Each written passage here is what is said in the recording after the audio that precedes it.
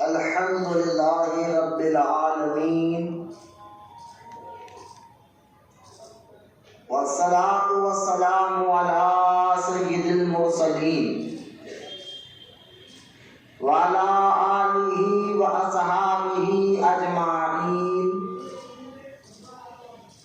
اما بعد،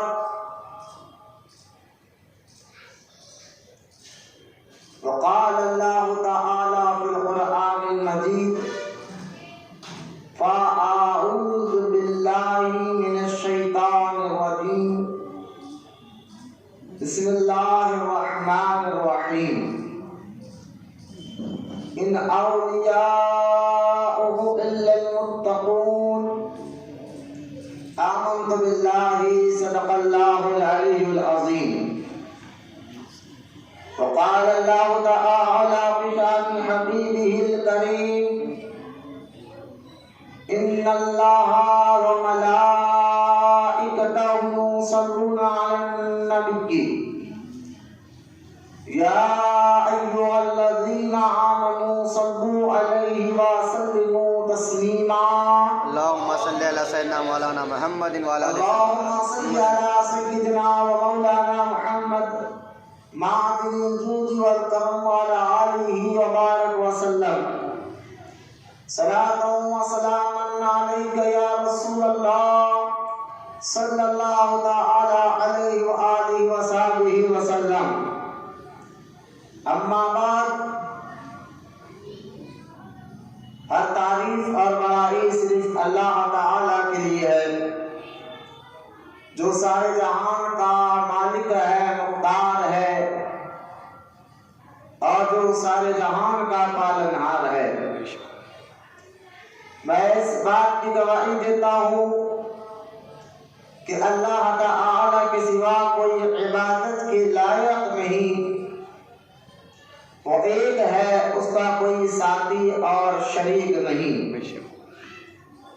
اور میں اس بات کی بھی گواہی دیتا ہوں کہ آپ جو ہمارے پیارے آقا اور مولا حضور النور رحمت عالم نور مجسم حضرت سیدنا محمد مصطفیٰ احمد مجتبیٰ صلی اللہ تعالی علیہ وسلم اللہ تعالی کے آخری رسول اور اس کے برگزیدہ بندے ہیں۔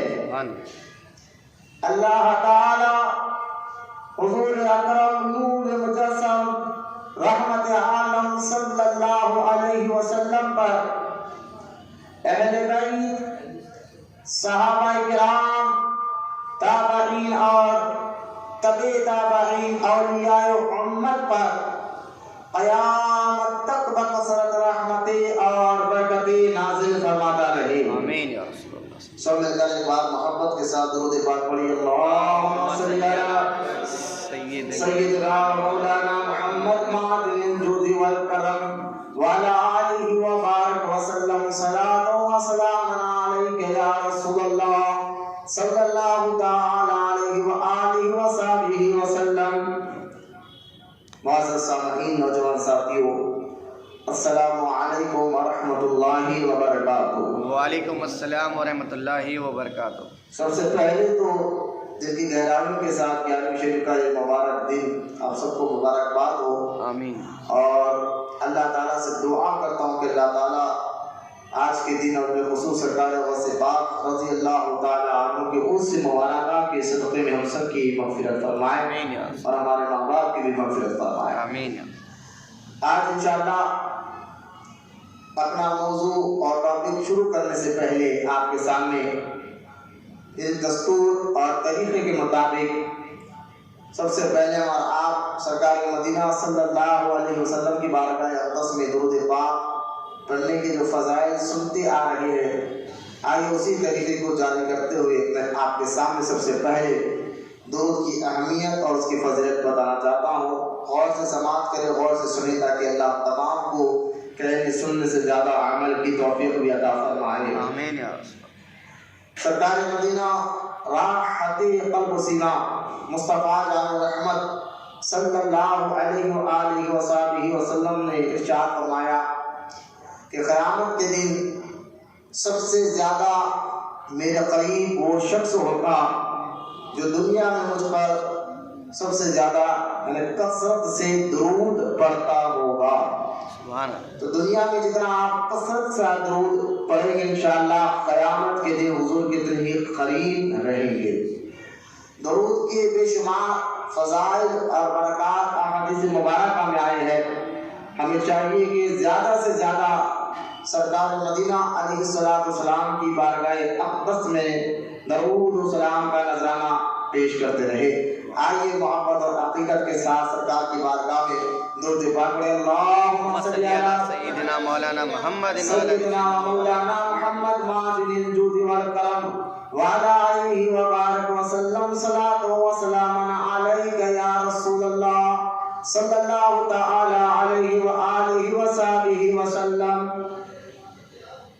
گزشتہ جمعہ ہم نے جو ہے قرآن کی آیات اور کچھ حدیثیں بیان کیے تھے اور آپ کو بتایا تھا کہ اولیاء اللہ میں یعنی اللہ والوں کا کیا مقام مرتبہ ہے. یہ قرآن سے بھی ثابت ہے اور احادیث مبارکہ سے بھی ثابت ہے. قرآن اور احادیث کی روشنی میں ہم نے ولیوں کی عظمت کو آپ کے سامنے رکھا تھا. اور گزشتہ جمعہ جو ہے آپ کے سامنے سرکار غوث پاک رضی اللہ تعالیٰ عنہ کے خاندان کے متعلق بھی چند باتیں میں نے رکھا تھا. اور آج انشاءاللہ تعالیٰ میں آپ کے سامنے جو ہے سرکار غوث پاک رضی اللہ تعالیٰ عنہ کی کچھ تعلیمات اور جو تجدیدی کارنامے غوث پاک نے غوث اعظم کے کرامات بے شمار جب بھی تھے آج بھی ہے. آج بھی لوگ انشاءاللہ فیض لے رہے غوث اعظم سے قیامت تک لوگ فیض لیتے رہیں گے. لیکن آئیے کہ سرکار غوث پاک رضی اللہ تعالیٰ عنہ کے کچھ تجدیدی کارنامے غوث پاک کے ذریعے سے دین کو کتنی قوت ملی طاقت ملی. ہزاروں نہیں لاکھوں کروڑوں لوگوں کے دلوں کو غوث اعظم نے توحید کے اللہ کے نور سے منور کر دیا تھا. توحید سے منور کر دیا تھا اور لاکھوں کروڑوں شرابیوں زانیوں بے نمازیوں کو اللہ تعالیٰ نے غوث اعظم کے ذریعے توبہ کی توفیق عطا فرمائی تھی. تو اس تجدیدی کارنامے پر بھی انشاءاللہ آج ہم بات کریں گے. لیکن پھر سے ایک جملہ جو میں آپ کے سامنے رکھنا چاہتا ہوں, ذرا اس کو غور سے سنیں تاکہ یہ بنیادی باتیں اگر آپ سمجھیں گے تو آنے والی ٹاپک آنے والی تقریر بھی آپ کو آسانی سے یہ باتیں انشاءاللہ سمجھ میں آئیں گے. بنیادی بات جو یہ ہے کہ قرآن پاک گزشتہ جمعہ تو میں نے آپ کے سامنے بتایا تھا کہ قرآن میں 3 آیتیں پڑھ کر جس میں اللہ تعالیٰ نے اللہ والوں کا ذکر فرمایا. لیکن آج میں ایک اور بات بتانا چاہتا ہوں. یہ ولی کہ یہ لفظ ہے عربی ولی واو لام یا یہ 3 لفظوں کو ملاؤ تو ملتا ہے ولی. اور ولی کا لفظ قرآن میں کئی جگہ اللہ تعالیٰ نے استعمال فرمایا. ٹھیک ہے, ایک تو یہ کہ ولی کا لفظ قرآن میں آیا ہے اور دوسرا اب یہ سمجھ میں آ جائے کہ جب ولی کا لفظ قرآن میں آیا ہے تو اب یہ سمجھنا ہوگا کہ ولی کا معنی کیا ہے, مطلب کیا ہے. تو ولی کا معنی اگر عربی ڈکشنری اگر آپ دیکھیں گے, دیکھیں کوئی لفظ کو اگر تلاش کرنا ہے تو اس کی لینگویج میں آپ کو تلاش کرنا ہوگا. تو لہٰذا کیونکہ یہ ولی عربی لفظ ہے تو عربی ڈکشنری میں آپ کو اس لفظ کا معنی اور مطلب ڈھونڈنا ہوگا. تو اگر آپ عربی ڈکشنری, ایک کتاب ہے عربی ڈکشنری جس میں آپ کو یہ لفظوں کا معنی اور ترجمہ آپ کو مل جائے گا. وہ کتاب بڑی مشہور ہے پوری دنیا بھر میں, جس کو فہرست اللغات کہتے ہیں. اس کتاب میں بھی اگر آپ جا کر ولی کا مطلب ڈھونڈیں گے تو ولی کے ایک نہیں کئی معنی ہیں. عربی زبان کی یہ خاصیت ہے, لفظ ایک ہوتا ہے معنی بہت ہوتے ہیں اس کے. تو لہٰذا اگر اللہ تعالیٰ نے ولی کا لفظ استعمال کیا ہے تو یہ بھی دیکھنا پڑتا ہے کس لیے استعمال کیا, کس کے لیے استعمال کیا. کیونکہ ولی ایک ایسا لفظ ہے, ولی کا لفظ اللہ نے اپنے میں بھی استعمال کیا اور اپنے نیک بندوں کے لیے بھی استعمال کیا. دیکھیے آپ, ولی ایک ایسا لفظ ہے اللہ نے اس کو اپنے لیے استعمال کیا اور اپنے بندوں بھی استعمال فرمایا۔ تو آپ ولی پہلے آپ معنی دیکھیں، ولی کے کئی معنی آپ کو فیروز اللغات کتاب کے اندر ملیں گے۔ ولی کا ایک معنی ہے مدد کرنے والا۔ ولی کا ایک معنی کیا ہے؟ مدد کرنے والا۔ مدد کرنے والا۔ میں ولی، ہم اللہ کے ولی کے پاس جا رہے ہیں، کیوں جا رہے ہیں؟ کیوں اللہ والوں سے محبت ضروری ہے؟ ولیوں کے آس پاس میں کیوں جاتے ہیں؟ تو سنیں آپ، ولی کا جو ہے کیا معنی ہے پہلے یہ سمجھ میں آ جائے، انشاءاللہ آگے کی بات آپ کو سمجھ میں آئے گی۔ ولی کا معنی مدد کا معنی، مدد کرنے والا۔ بیٹے کا سامنے نظر آپ مدد پیچھے کر بیٹھتے ہیں۔ ولی کا معنی کیا ہے؟ مدد کرنے والا۔ مدد کرنے والا۔ اور ایک معنی ولی کا جو ہے یہ ہے، ولی کا اور معنی بھی ہے جیسا کہ قریب ہونا۔ ایک دوسرا معنی میں بتا رہا ہوں، ولی کا ایک معنی کیا ہے؟ قریب ہونا۔ اور ولی کے مدد کرنا، قریب ہونا۔ اور ایک معنی ہے رہنمائی کرنے والے کو ولی کہتے ہیں۔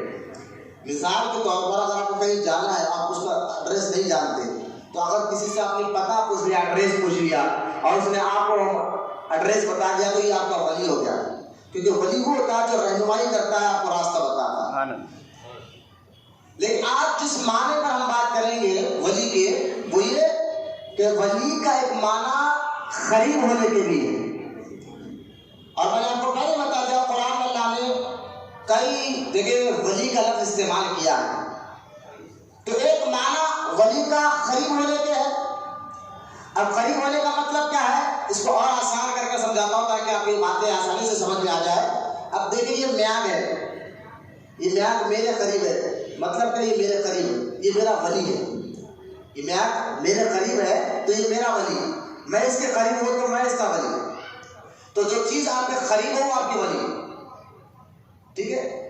میاں میرے قریب ہے تو میں اس کا ولی، میں اس کے قریب ہوں تو یہ میرا ولی۔ تو ولی کا معنی قریب کے ہے۔ اور اللہ تعالیٰ نے اپنے محبوب بندوں کو ولی کا لفظ استعمال فرمایا۔ مطلب کیا ہے کہ یہ اللہ کے قریب ہے، تو جو ان کے قریب ہوتا ہے وہ بھی اللہ کے قریب ہو جاتا ہے۔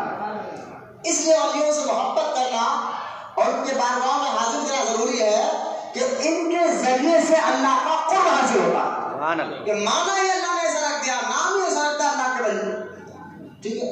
اچھا ایک اور بات یاد رکھیے آپ، ولی ہونے کے لیے جو ہے نا اس جگہ پر آپ کا رہنا موجود ضروری ہے، اور جس چیز کے آپ قریب ہو رہے ہیں وہ چیز بھی آپ کے قریب ہونا ضروری ہے۔ کیونکہ ولی کا معنی قریب کیا ہے نا، تو قریب کا معنی ہے تب یہ میرے قریب ہے تو میں ولی ہوں۔ تو ایک تو جگہ پہ دونوں کا ہونا، دوسرا اس زمانے میں جس زمانے میں وہ ولی تھا اس زمانے میں تمہارا رہنا بھی ضروری ہے۔ غوث اعظم جس زمانے میں ظاہری طور پر زندہ تھے، آپ اگر ان کے دور میں رہتے تو آپ ولی کہہ سکتے تھے کہ غوث اعظم کے آپ قریب تھے۔ لیکن اب یہاں ولی کا معنی کہہ لیں گے آپ، میں نے بتا دیا ولی کا معنی اللہ کے قریب، لیکن اللہ کے قریب مطلب سمجھ میں نہیں آیا کہ بھائی اللہ تو دور اور نزدیک سے پاک ہے۔ بولے محبت سے سبحان اللہ۔ اللہ کو جسم نہیں، اللہ کے لیے کوئی جگہ مقرر نہیں، اللہ تعالیٰ کے لیے کوئی خاکہ مقرر نہیں، نہ وہ جگہ سے پاک ہے، جسم سے پاک ہے، اللہ زمانے سے بھی پاک ہے۔ جب اللہ جسم سے پاک ہے، زمانے سے پاک ہے، جگہ سے پاک ہے، علاقے سے پاک ہے، تو پھر یہ ولی کا مطلب کیا ہوگا کہ اللہ کے قریب؟ آپ سمجھے بات کو؟ اگر کوئی ولی اللہ کے قریب ہے تو مانا تو آپ یہ لیں گے کہ اللہ کہیں ہے بیٹھا ہوا اور یہ ہو کے قریب چلے گئے، یہ مانا تو جمعیہ ہے، کیونکہ اللہ جگہ سے پاک ہے، تو ایسی جگہ آپ مقرر نہیں کر سکتے اللہ وہاں بیٹھا ہے معاذ اللہ۔ اس لیے ہمارے علماء فرماتے ہیں اللہ تعالیٰ کو اوپر والا کہنا یہ بھی جائز نہیں ہے۔ اللہ تعالیٰ کو اوپر والا اس لیے نہیں کہنا کہ ہم کہیں اوپر والا دیکھ رہا ہے، تو مطلب یہ ہوگا کہ اوپر کا لفظ ہوگا تو اللہ کو اوپر جگہ آپ نے مقرر کر دی، ایک فکس کر دی کہ فلاں جگہ پر اللہ بیٹھا ہوا ہے معاذ اللہ، اور اللہ جگہ سے پاک ہے۔ ارے بولیے محمد سبحان اللہ۔ یہ بنیادی بات ہے، یہ بچوں آپ سمجھنا ضروری ہے آپ کے لیے۔ یہ لفظوں کو، یہ فرض، یہ سمجھے قول سے یہ یہ باتیں مدرسوں میں بٹھا کر بچوں کو اچھا پڑھایا اور سمجھایا جاتا ہے. اسی یہاں صحیح آپ کا عقیدہ صحیح ہوگا تو آگے ایمان بھی صحیح ہوگا, آپ کی نماز بھی اللہ قبول فرمائے گا. یہ بنیادی بات ہے جس کا آپ کا سمجھنا سیکھنا آپ کے لیے بہت ضروری ہے. تو لہٰذا اللہ کو اوپر والا اس لیے نہیں کہتے کہ اللہ جگہ سے پاک ہے. اگر ہم بیٹھے ہوئے ہیں, اب آپ جہاں بیٹھے ہوئے اتنا احاطہ آپ نے گھیر لیا, اتنی جگہ آپ کے نیچے آ گئی, ٹھیک ہے, لیکن اللہ اس سے بھی پاک ہے. اللہ احاطے سے بھی پاک ہے. اس کی ذات جو ہے, اللہ کی ذات احاطے میں نہیں آ سکتی. احاطہ سمجھ گئے آپ, سراؤنڈنگ آپ نے گھیرا ڈال دیا, کہا یہ میری جگہ ہے, ایک راؤنڈ ڈال دیا, اس کو احاطہ کہتے ہیں اردو میں. تو لہٰذا اب آپ بیٹھے نہیں, آپ کی جگہ اتنی سراؤنڈنگ ہو گئی, لیکن اللہ تعالیٰ کی ذات جو ہے اس سے بھی پاک ہے. اللہ کی ذات کا کوئی احاطہ نہیں کر سکتا, اللہ کی ذات کا کوئی سراؤنڈنگ نہیں کر سکتا. تو لہٰذا جب اللہ احاطے سے پاک ہے, اللہ جگہ سے پاک ہے, اللہ زمانے سے پاک ہے, کوئی بندہ اللہ کے قریب ہو جائے تو مطلب یہ نہیں کہ اللہ معاذ اللہ بیٹھا ہے ہم قریب چلے گئے, کیونکہ قریب کا معنی یہ میں کیا ہے, میں قریب گیا تو اس کے قریب ہو گیا, یہ ولی ہوگا. لہٰذا اس سے بھی اللہ پاک ہے. آپ کہیں گے مولانا پھر مطلب کیا نکالیں گے قربت کا, کہ اللہ تعالیٰ کے قریب کا مطلب کیا نکالیں گے؟ تو وہی تو آپ کو سمجھانا چاہتا ہوں. پہلے یہ ساری باتیں آپ سمجھ گئے. اللہ تعالیٰ کی ذات احاطے سے پاک ہے, اللہ تعالیٰ جگہ سے پاک ہے, اللہ تعالیٰ زمانے سے پاک ہے, تو ہم اس کے قریب کیسے ہو سکتے ہیں؟ اس کو اگر آپ سمجھنا ہے تو اور آسان کر کر بتاتا ہوں کہ آپ دیکھیں, ہم کعبۃ اللہ کو بیت اللہ کہتے ہیں. مکہ جو ہم عمرہ کر رہے ہیں, حج کے لیے جاتے ہیں, اس کو سمجھا کر میں بات سمجھانا چاہتا ہوں. بیت اللہ, کعبۃ اللہ مطلب کیا ہے؟ بیت اللہ یعنی اللہ کا گھر, اللہ کا گھر. تو لہذا مطلب یہ نہیں ہے کہ معاذ اللہ کہ اللہ تعالیٰ کعبے کے اندر بیٹھا ہوا ہے, معاذ اللہ, ایسا نہیں ہے. اگر کوئی یہ یقین کرے کعبے کے اندر اللہ رہتا ہے تو وہ بھی اس کا ایمان خطرے میں آ گیا. تو میں نے ابھی پہلے بتا دیا کہ اللہ نیچے اوپر دائیں بائیں سب چیزوں سے پاک ہے, اللہ جگہ سے پاک ہے. یہ ایمان رکھنا ہر مسلمان کے لیے ضروری ہے. تو لہذا بیت اللہ کیوں کہا گیا, کعبۃ اللہ کیوں کہا گیا, اللہ کا گھر کیوں کہا گیا؟ قرآن میں بھی تو کعبۃ اللہ کا لفظ آیا ہے, بیت اللہ کا لفظ آیا ہے. آپ کہہ رہے کہ اللہ, میں یہ کہہ رہا ہوں اللہ تعالیٰ جگہ سے پاک ہے, رہنے سے پاک ہے. تو میں نے کہا کہ اس کو بیت اللہ کیوں کہتے ہیں؟ میں نے کہا بیت اللہ یعنی اللہ کا گھر. ساری دنیا میں بہت سی مسجدیں ہیں, ہے نا, ساری دنیا میں بہت سی مسجدیں ہیں, اور سب مسجدوں کو اللہ کا گھر ہی تو کہتے ہیں, اللہ کا گھر ہی کہتے ہیں. تو اب آپ اس مولوی صاحب سے پوچھو کہ آپ بیت اللہ کیوں گئے؟ بولے اللہ آپ سے ملنے کے لیے, اللہ کو راضی کرنے کے لیے. تو آپ اس سے کہنا پھر کیوں کہ اللہ خالی بیت اللہ میں ملے گا, کعبۃ اللہ میں ملے گا؟ اللہ کا گھر کیا صرف مکہ ہی ہے, مساجد نہیں ہے, مسجدیں نہیں ہے؟ بولے نہیں ہے, دنیا میں جتنی مساجد ہے سب اللہ کا گھر ہے. ہم نے کہا مولوی صاحب دنیا میں جتنی مسجدیں ہیں, اللہ کی بات سمجھ میں آ جائے آپ کو, اور سب اللہ کا گھر ہے, پھر آپ خاص طور بیت اللہ کیوں گئے؟ وہ بھی تو اللہ کا گھر ہے, کیا اللہ یہاں نہیں ملتا؟ تو سیدھا سیدھا جواب یہ ملے گا کہ اس دنیا میں جتنی مسجدیں ہیں یقیناً یہاں سے بھی اللہ تعالیٰ کا پتہ ملتا ہے, یہ اللہ کا گھر ہے. لیکن کعبۃ اللہ, بیت اللہ اللہ کا وہ گھر ہے جہاں جانے سے اللہ ملتا بھی ہے اور راضی بھی ہو جاتا ہے. بولے وہاں پر سے سوال, سارے گھروں میں کعبۃ اللہ ایک ایسا گھر ہے جہاں جانے سے اللہ کی معرفت نہیں بلکہ اللہ راضی ہو جاتا, اللہ مل جاتا ہے. تو مطلب کیا ہے؟ ولی جو اللہ کے قریب ہے, اس کا مطلب یہ نہیں کہ اللہ کی ذات, اللہ جو ہے بندہ جو ہے اس کے ذریعے سے آپ رب کا قرب حاصل کرنا. مطلب یہ ہے ولی اللہ وہ بیت اللہ ہے جس کے جانے سے آپ, بیت اللہ میں جانے سے اللہ راضی ہو جاتا ہے. یہ ولی اللہ ہوتے ہیں اللہ والے, ان کے قریب آنے سے اللہ آپ سے بھی راضی ہو جاتا ہے. تو مطلب یہ ولی کے قریب ہونا, کیونکہ ولی اللہ کے قریب ہوتا ہے, مطلب یہ ہے کہ ولی کے قریب ہونے سے اللہ مل جاتا ہے. یوں سمجھیے آپ, ولی کے قریب ہونے سے اللہ راضی ہو جاتا ہے, ولی کے قریب ہونے سے اللہ مل جاتا ہے. آپ کہیں گے کیوں مسجد میں رہنے سے اللہ نہیں ملتا, قرآن پڑھنے سے اللہ نہیں ملتا؟ सलाम पढ़ने से अल्लाह नहीं मिलता, किसी वली किसी मुर्शिद के करीब जाने से ही अल्लाह मिलता है। मैंने कहा हाँ, तरीका तो यही है। बोले क्यों, हमको बात समझ में नहीं है।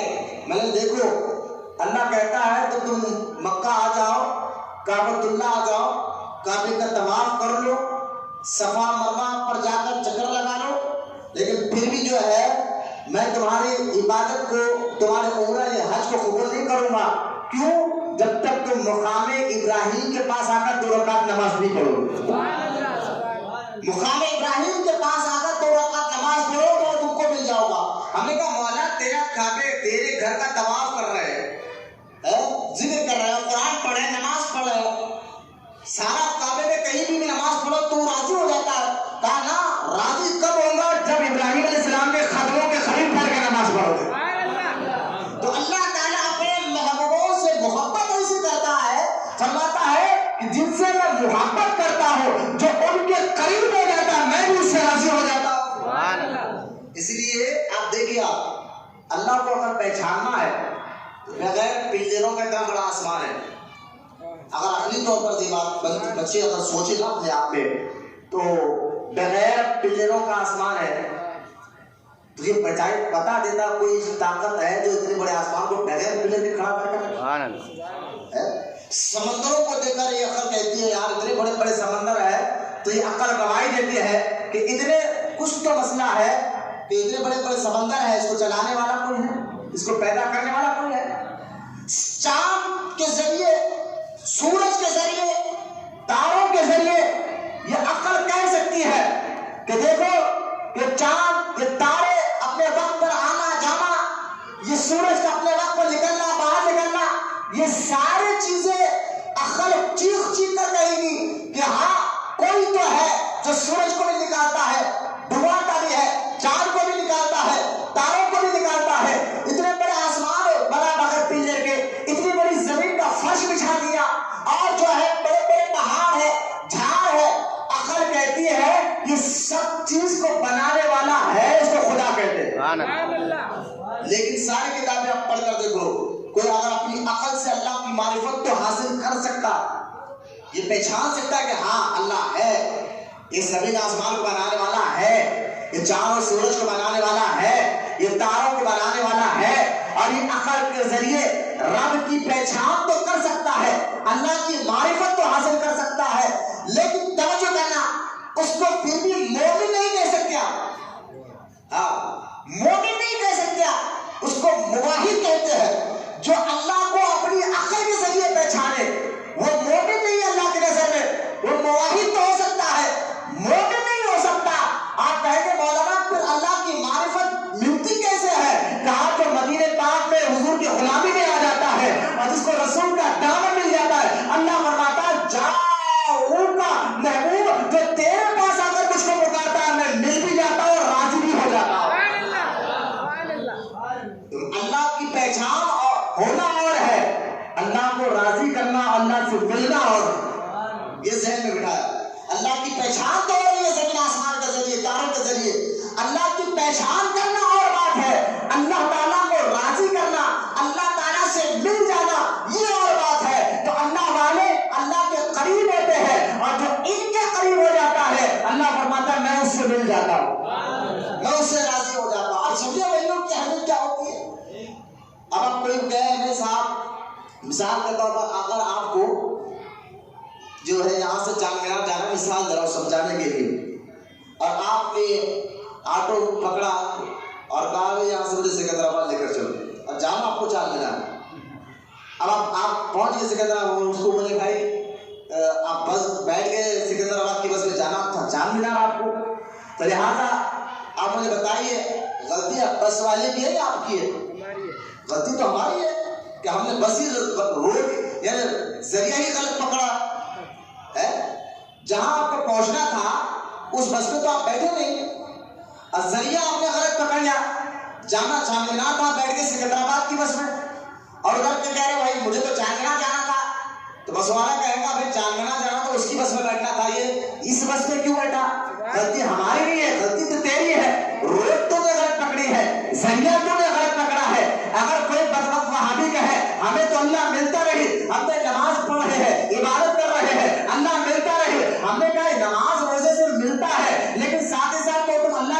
بندوں کی گستاخیاں کرتے ہو، یہ اللہ پتہ نہیں دیتا، ذریعہ تم نے غلط پکڑا ہے۔ نماز روزے کے ساتھ ساتھ غوث اعظم کا دامن بھی تھامو، غریب نواز کا دامن بھی تھامو، یہ اللہ تک پہنچا دیتے ہیں۔ ذریعے کو مضبوط پکڑیے، یہ ذریعہ ہے اللہ تک پہنچنے کا۔ ولی اللہ اللہ تک پہنچانے کا ذریعہ ہوتے ہیں، ان کے ذریعے آپ بیٹھ جائیں کے دامن میں اللہ راضی ہو جاتا ہے، ان کے مریدین آ جائے اللہ راضی ہو جاتا ہے۔ یہ مزاج آپ کو بنانا پڑے گا اور سمجھنا پڑے گا۔ اب ولی کا معنی مطلب تو میں سمجھتا ہوں اس انداز میں جو بچوں کو میں نے ابھی سمجھایا، آپ کو بہت اچھی طرح آپ کو اللہ سمجھنے کی توفیق عطا فرمائے۔ اب یہ اعتراض نہیں ہونا چاہیے کہ ولیوں کے پاس جاتے کیوں ہے، کہاں اللہ کو راضی کرنے کے لیے ہے نا، کہ مجھے جاتے کیوں ہے اللہ کو ملنے کے لیے، جاتے کیوں ہے اللہ کو راضی کرنے کے لیے۔ میں کیسا، میں نے کہا مشکات میں حدیث پاک ہے، مشکات شریف کی حدیث کی کتاب، اس میں حدیث پاک ہے کہ ایک بندہ اپنے گھر سے نکلا، اب جب گھر سے نکلا تو اللہ تعالیٰ نے ایک فرشتے کو انسانی شکل میں بھیجا اس کے پاس، اور جا کر کہو کہ یہ بندہ جانتا، اللہ کو سب جانتا ہے لیکن پھر بھی دیکھا ولیوں سے ملاقات کے لیے جانا، ان کے آستانوں پر جانا، اس حدیث سے پتا چلا کتنی بڑی نعمت ہے۔ میں حدیث سنا رہا ہوں، اب اس حدیث کو ذرا رکھ کے اللہ والوں کے آستانے پہ آنے کا فائدہ آپ کو سمجھ میں آئے گا۔ بزرگان دین سے، اللہ کے نیک بندوں سے ملاقات کرنا کتنی اہمیت کی بات ہے اور کتنی ضروری بات ہے، اس پر توجہ کرنا ہے کہ مشکات شریف حدیث سے بات ہے، ایک بندہ اپنے گھر سے نکلا، جب جا رہا تھا تو اللہ تعالیٰ نے ایک فرشتے کو انسان بنا کر بھیجا، جا کر اسے پوچھو کہاں جا رہا ہے، اور فرشتہ آیا انسان کی شکل میں، آ کر کہنے لگا اے شخص کہاں جا رہا ہے، کہاں، وہ سامنے بستی میں نے سنا ہے کہ اللہ کا ایک نیک بندہ، بولے محبت سے سنا، یہ واقعہ نہیں، قصہ کہانی نہیں سنا رہا ہوں، میں کسی مفتی کا فتویٰ سنا رہا ہوں، میں حدیث رسول سنا رہا ہوں، اور غور سے سننا آپ ذرا اس کو، کہ فلاں بستی میں ایک اللہ کا ولی رہتا ہے، اللہ کا نیک بندہ ہوتا ہے، میں اس سے ملاقات کے لیے جا رہا ہوں۔ اور فرشتہ کہتا ہے اچھا کس لیے ملاقات کے لیے جا رہے ہو، کیا کوئی قرضہ تم نے اس کو دیا تھا تو لینے جا رہے ہو، یا کچھ تم اس سے کچھ لیے تھے اس کو واپس کرنے جا رہے ہو؟ تو وہ کہتا ہے نہیں بھائی، نہ میں نے اس سے کوئی قرضہ دیا، نہ ان سے کوئی قرضہ لیا، نہ دیا، پھر جا کے رہے ہو؟ تو جانے والا کہتا صرف اس لیے جا رہا ہوں کہ میں نے سنا کہ وہ اللہ کا نیک بندہ ہے۔ ملاقات کے لیے، اللہ کے لیے، کس کے لیے؟ اللہ کے لیے۔ اللہ، اگر آپ ماں باپ جیسے رہا، ولی کی محبت اللہ کی محبت ہے۔ آپ بولے یہ کیا بات بول دی آپ نے، میں نے کہا سنو، ولی کی محبت بھی اللہ کی محبت، یہاں اللہ ملتا ہے، اللہ راضی ہوتا ہے۔ پہلے حدیث کو مکمل سن لیجیے آپ، پھر میں اس کا مطلب بتاؤں گا۔ تو وہ فرشتہ کہتا ہے کہ اصل میں اللہ کے حکم سے تیرے پاس آیا ہوں، میں انسان نہیں فرشتہ ہوں، کہ جس طرح تو صرف اللہ کے لیے، کہ صرف اتنا سنا کہ وہ اللہ کا نیک بندہ ہے، کس کا بندہ؟ اللہ کا محبوب بندہ ہے، نیک بندہ ہے، جس طرح تو صرف اللہ کے لیے اس سے ملاقات کرنے کے لیے جا رہا تھا، اور اللہ کی محبت کے خاطر کہ وہ جس سے تو محبت کرتا ہے وہ اللہ ہے، اور اللہ اس سے محبت کرتا ہے، تو اللہ کی رضا کے لیے تو اس سے ملاقات کے لیے جا رہا تھا نا۔ تو فرشتہ کہتا ہے اللہ نے مجھے حکم دے کر بھیجا ہے، جس طرح تو ولی سے لے صرف اس لیے جا رہا تھا کہ وہ اللہ کا نیک بندہ ہے، تو سن، فرشتہ کہتا ہے، اللہ کہتا ہے کہ سن اے فرشتہ، جا کر اس بندے سے کہہ دو کہ میں بھی اس بندے سے راضی ہو گیا ہوں، جو میرے ولی سے ملاقات کے لیے جا رہا تھا میرے خاطر، تو میں اس ولی کے خاطر اس سے راضی ہو گیا، میں اس سے محبت کرنے لگا ہوں۔ اس لیے میں کہتا اولیاء کے آستانے پر آنے سے بزرگان دین، یہ اللہ والے جو ہے نا، ولی کی محبت بھی اللہ کی محبت ہے، ان کو جدا نہ سمجھے۔ آپ کہیں گے مطلب آپ نے کہاں سے نکالا، اور مولوی صاحب بولے آج بولے یہ کیا آپ نے بول دیا بھائی، ولی کی محبت اللہ کی محبت، شرک کر رہے ہو، شرک کر رہے ہو۔ میں نے کہا دیکھو ذات تو دو ہے، محبت ایک ہے، محبت ایک ہے، ذات دو ہے نا۔ اللہ قرآن میں فرماتا ہے میرا بھی حکم مانو، میرے رسول کا بھی حکم مانو، ہے نا، رسول کا بھی حکم مانا، تو رسول کی اطاعت کرنا ہی اللہ کی اطاعت ہے، رسول کے حکم کو ماننا ہے اللہ کے حکم کو ماننا ہے، کیوں کہ ذات تو دو ہے، محبت ایک ہوتی ہے۔ اب ہم اور آسان کر کے سمجھاتا ہوں، اگر آپ کوئی بات کہنا ولی کی محبت اللہ کی محبت کیسے ہوتی ہے، ولی اللہ سے محبت کرنے سے اللہ راضی کیسے ہوتا ہے، تو آپ مجھ سے ایک سوال کرو، بھائی تو اپنے اماں باپ سے بہت محبت کرتا، بولا بھائی میں ماں مسلمان ہوں، اپنی ماں سے بھی محبت کرتا ہوں، نہیں برابر ہے سمجھتا، باپ تم بھی انسان میں بھی انسان، دونوں برابر۔ بولے نہیں، باپ کا مقام اور ہوتا ہے، بیٹے کا مقام اور ہوتا ہے۔ بولے ہاں محبت کرتا ہے، بولے ہاں ماں سے بھی محبت کرتا ہوں، باپ سے بھی محبت کرتا ہوں۔ اب اسے کرتا کیوں ہے؟ تجھے پیدا کیا اس لیے، تجھے پالا پوسا اس لیے؟ بولے ہاں، تو میں نے پھر تو انسان نہیں، پیدا کرنا پالا پوسنا تو جانور بھی کرتے ہیں، اور اس تربیت تو غیر لوگ بھی کرتے ہیں۔ تو مسلمان ہونے کے ناطے بتا تو محبت کیوں کرتا ہے، ان کی عزت کیوں کرتا ہے، ان کا ادب کیوں کرتا ہے، ان کی تعظیم کیوں کرتا ہے؟ تو کہتا ہے مولانا بات دراصل یہ ہے، ماں باپ کی محبت ہی اللہ کی محبت ہے، کیونکہ اللہ کے رسول نے خود فرمایا جس نے ماں باپ کو راضی کر لیا اس نے مجھ کو راضی کر لیا، جس نے ماں باپ کو ناراض کیا اس نے مجھے ناراض کر دیا۔ یہ حدیثیں تو آپ نے کئی بار سنے ہوں گے کہ ماں باپ کو راضی کرنے والا اللہ کو راضی کر لیتا ہے، ماں باپ کو ناراض کرنے والا اللہ اور اس کے رسول کو ناراض کر دیتا ہے۔ تو پتا کیا چلا، ماں باپ کی محبت بھی اللہ کی محبت ہے۔ جب ماں باپ کی محبت، جب ماں باپ سے محبت صرف اس لیے کر رہے ہیں اللہ کے لیے، ماں باپ سے کسی محبت کر رہے ہیں، اللہ کا حکم ہے، اللہ کا حکم ہے کہ ماں باپ سے محبت کرو، اللہ کا حکم ہے ماں باپ کی عزت کرو، اللہ کا حکم ہے ماں باپ کی تعظیم کرو۔ تو جب ماں باپ کی محبت اللہ کی محبت ہو سکتی ہے تو ولی کی محبت بھی اللہ کی محبت ہو سکتی ہے۔ اللہ والوں سے وہ محبت کرنا یہ بھی اللہ حکم دے رہا ہے قرآن میں، اللہ والوں کا ادب کرنا یہ بھی حدیث پاک میں آ رہا ہے کہ اللہ والوں سے محبت کرو، اللہ والوں کی عزت کرو، اور جو ان کے قریب ہو جاتا ہے وہ اللہ کے قریب ہو جاتا ہے۔ لہٰذا یہ سمجھو یہ اعتراض کہ ولی سے محبت سے، پیر سے محبت سے اللہ مل گیا، ارے بھائی میں پیر واقعی پیر کی بات کر رہا ہوں، یافتہ پیر والے کی بات نہیں کر رہا ہوں، جو واقعی پیر کامل ہو ان کی محبت سے ہی بندے کو اللہ مل جاتا ہے۔ تو کیوں محبت کرتے ہو پیر سے، کیوں محبت کرتے ہو اللہ والوں سے؟ تو آپ کہتے ہیں اللہ کے لیے کرتے، اللہ کے لیے کرتے ہیں۔ بولے کیوں؟ کیونکہ اللہ قرآن فرماتا ہے یحبنا یحبکم، اللہ فرماتا ہے سورہ مائدہ کی آیت ہے، اللہ فرماتا ہے میں ان سے محبت کرتا ہوں اور یہ مجھ سے محبت کرتے ہیں۔ جس سے اللہ محبت کرے اور وہ اللہ سے محبت کرے تو ہم ان سے محبت کریں گے تو پھر اللہ ان سے محبت کرتا ہے، اللہ ان سے راضی ہو جاتا ہے، اللہ ان کو عزتوں سے نوازتا ہے۔ یہ ساری باتیں کلیئر کرنے کے بعد آج جس ولی کا ذکر سننا سمجھنے کے لیے 11ویں شریف کا مہینہ ہے، آج جس کا ذکر سننا اور سمجھنا ہے وہ پیروں کے پیر ہے، پیرانے پیر ہے، سیدنا شیخ عبد القادر جیلانی، لوگ ان کو غوث اعظم دستگیر کے نام سے جانتے ہیں۔ اور سرکار غوث پاک رضی اللہ تعالیٰ عنہ کا اصل نام غوث اعظم یہ نام نہیں ہے، ذہن میں رکھیے آپ، یہ غوث اعظم آپ کا نام نہیں ہے، یہ ٹائٹل ہے، یہ لقب ہے غوث اعظم کا۔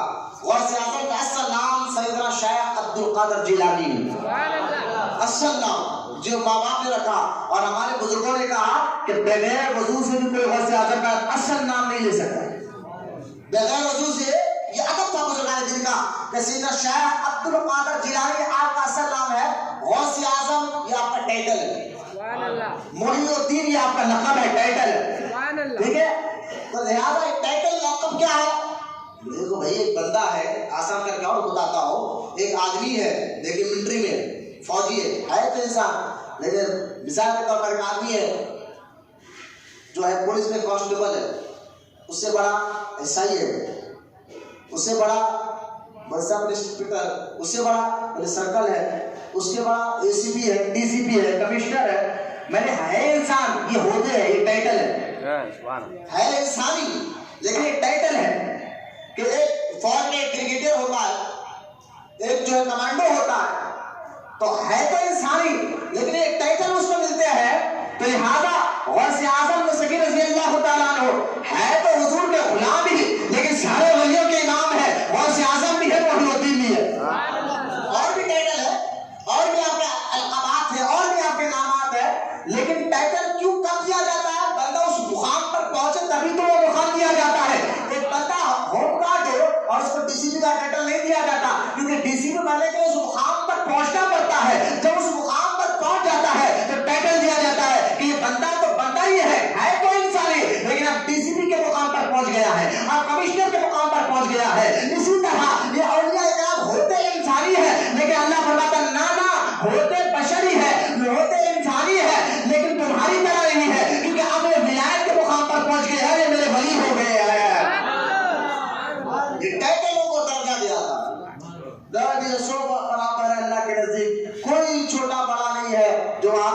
کتابوں میں لکھا اللہ کے نزدیک ہر انسان چمبار سے بدتر ہے. میں نے کہا اگر ہر انسان چمبار سے بدتر جو تم نے کتابوں میں لکھ دیا ہے, تمہارے ابا کو تم چمبار کہتے ہو؟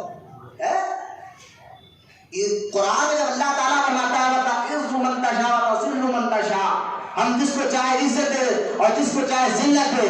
میں نے کہا عزت اور ذلت برابر ہوگی؟ نہیں ہوتی.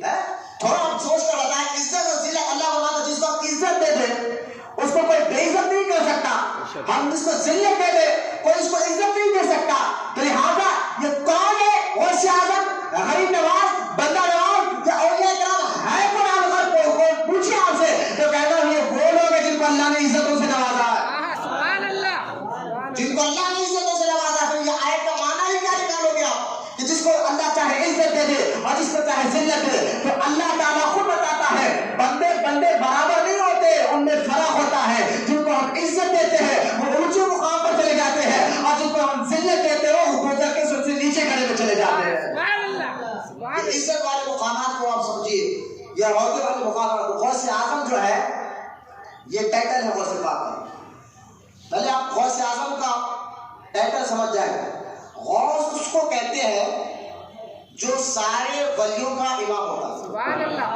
غوث اعظم ایک ہوتا ہے غوث اور ایک ہوتا ہے غوث اعظم, یعنی غوث کا بھی غوث. اب اس کو اور آسان کر کے سمجھا. دیکھیں حدیث پاک ہے, اللہ کے رسول علیہ السلام نے ارشاد فرمایا کہ ہلت الاولیاء میں بھی حدیث پاک ہے. کتاب ہلت الاولیاء, کئی محدثین نے اپنی کتابوں میں حدیث پاک کو لکھا. توجہ کرو بچے, یا ذرا خیانہ کھول دو تو آپ توجہ سے کریں.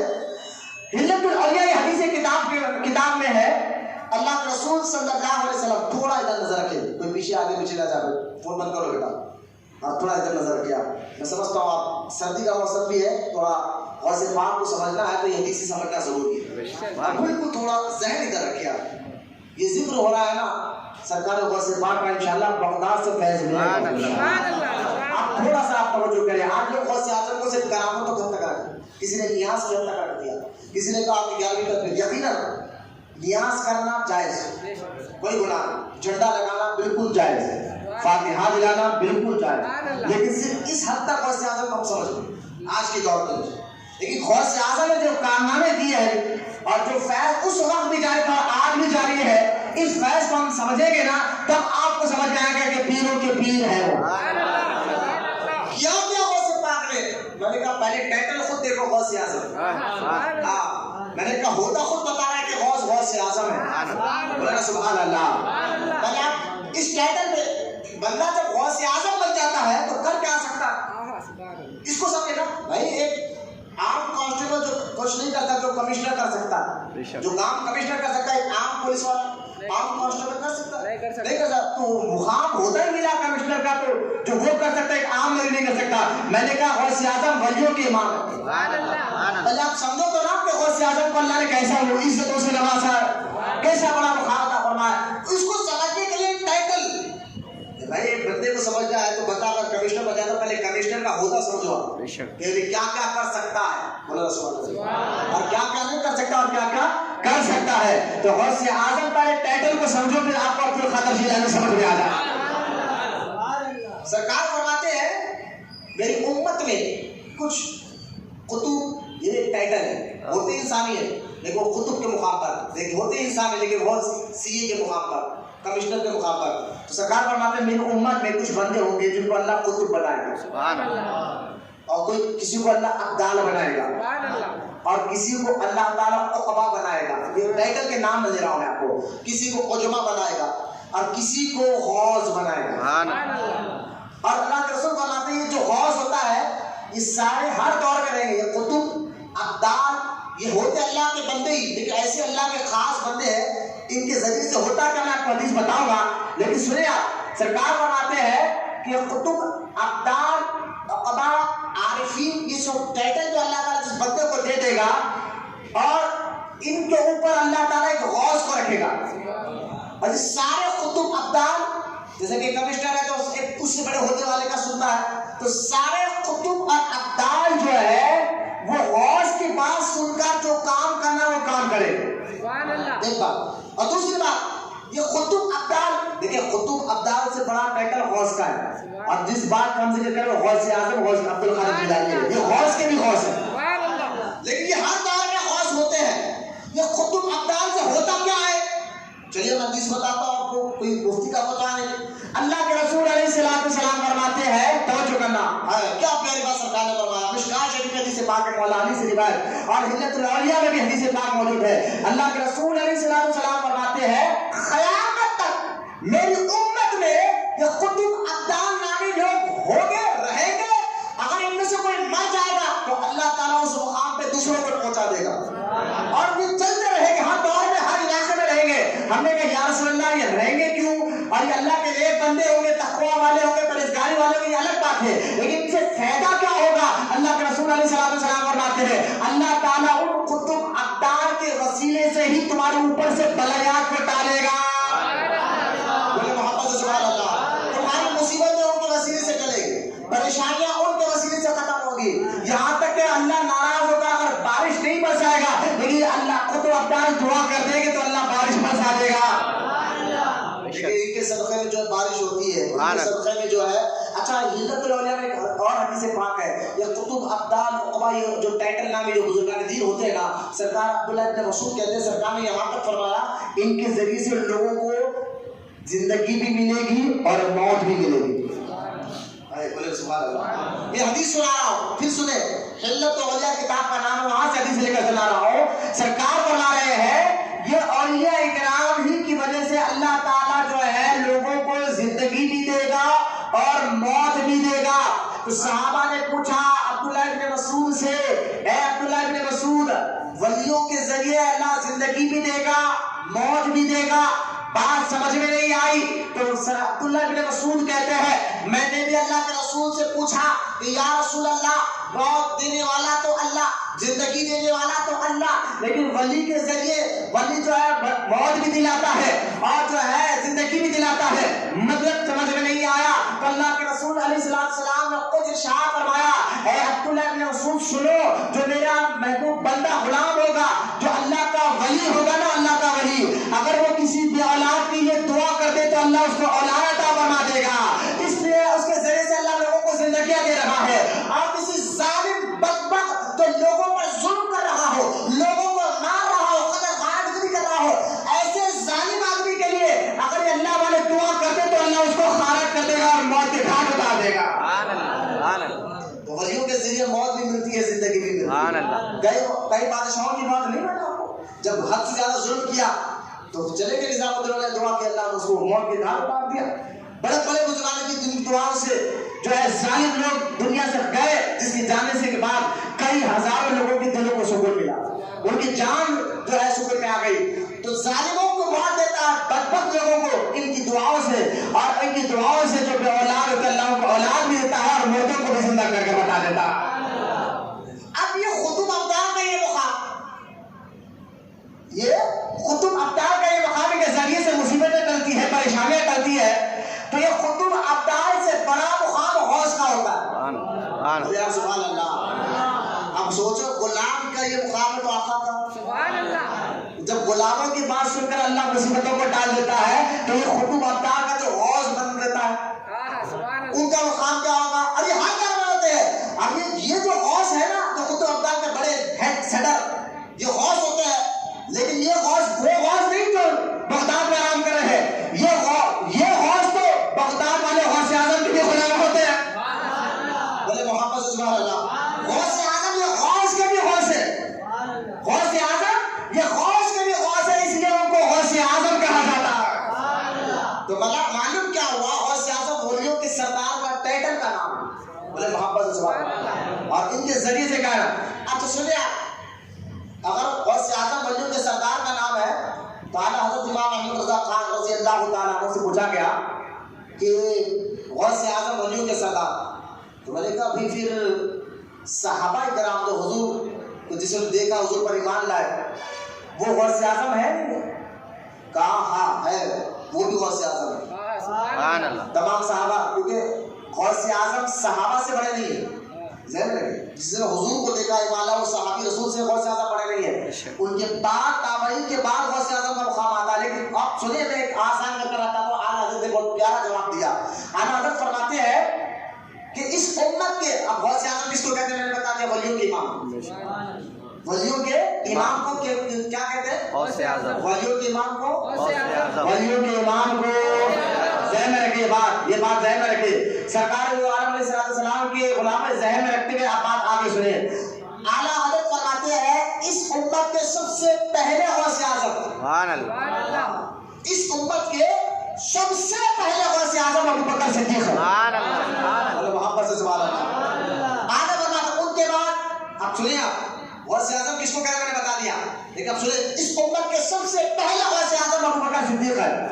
ان کے بعد حضرت عمر ہے، ان کے بعد عثمان غنی ہے، ان کے بعد مولا علی ہے. پھر آگے فرماتے ہیں ان کے بعد امام حسن ہے، ان کے بعد امام حسین ہے، ان کے بعد امام زین العابدین ہے، ان کے بعد امام محمد الباقر ہے، ان کے بعد امام جعفر صادق ہے، ان کے بعد امام موسیٰ کاظم ہے، ان کے بعد امام علی رضا ہے، ان کے بعد امام نقی رضا ہے، ان کے بعد امام تقی رضا ہے، ان کے بعد امام حسن عسکری ہے، اور ان کے بعد غوث اعظم ہے.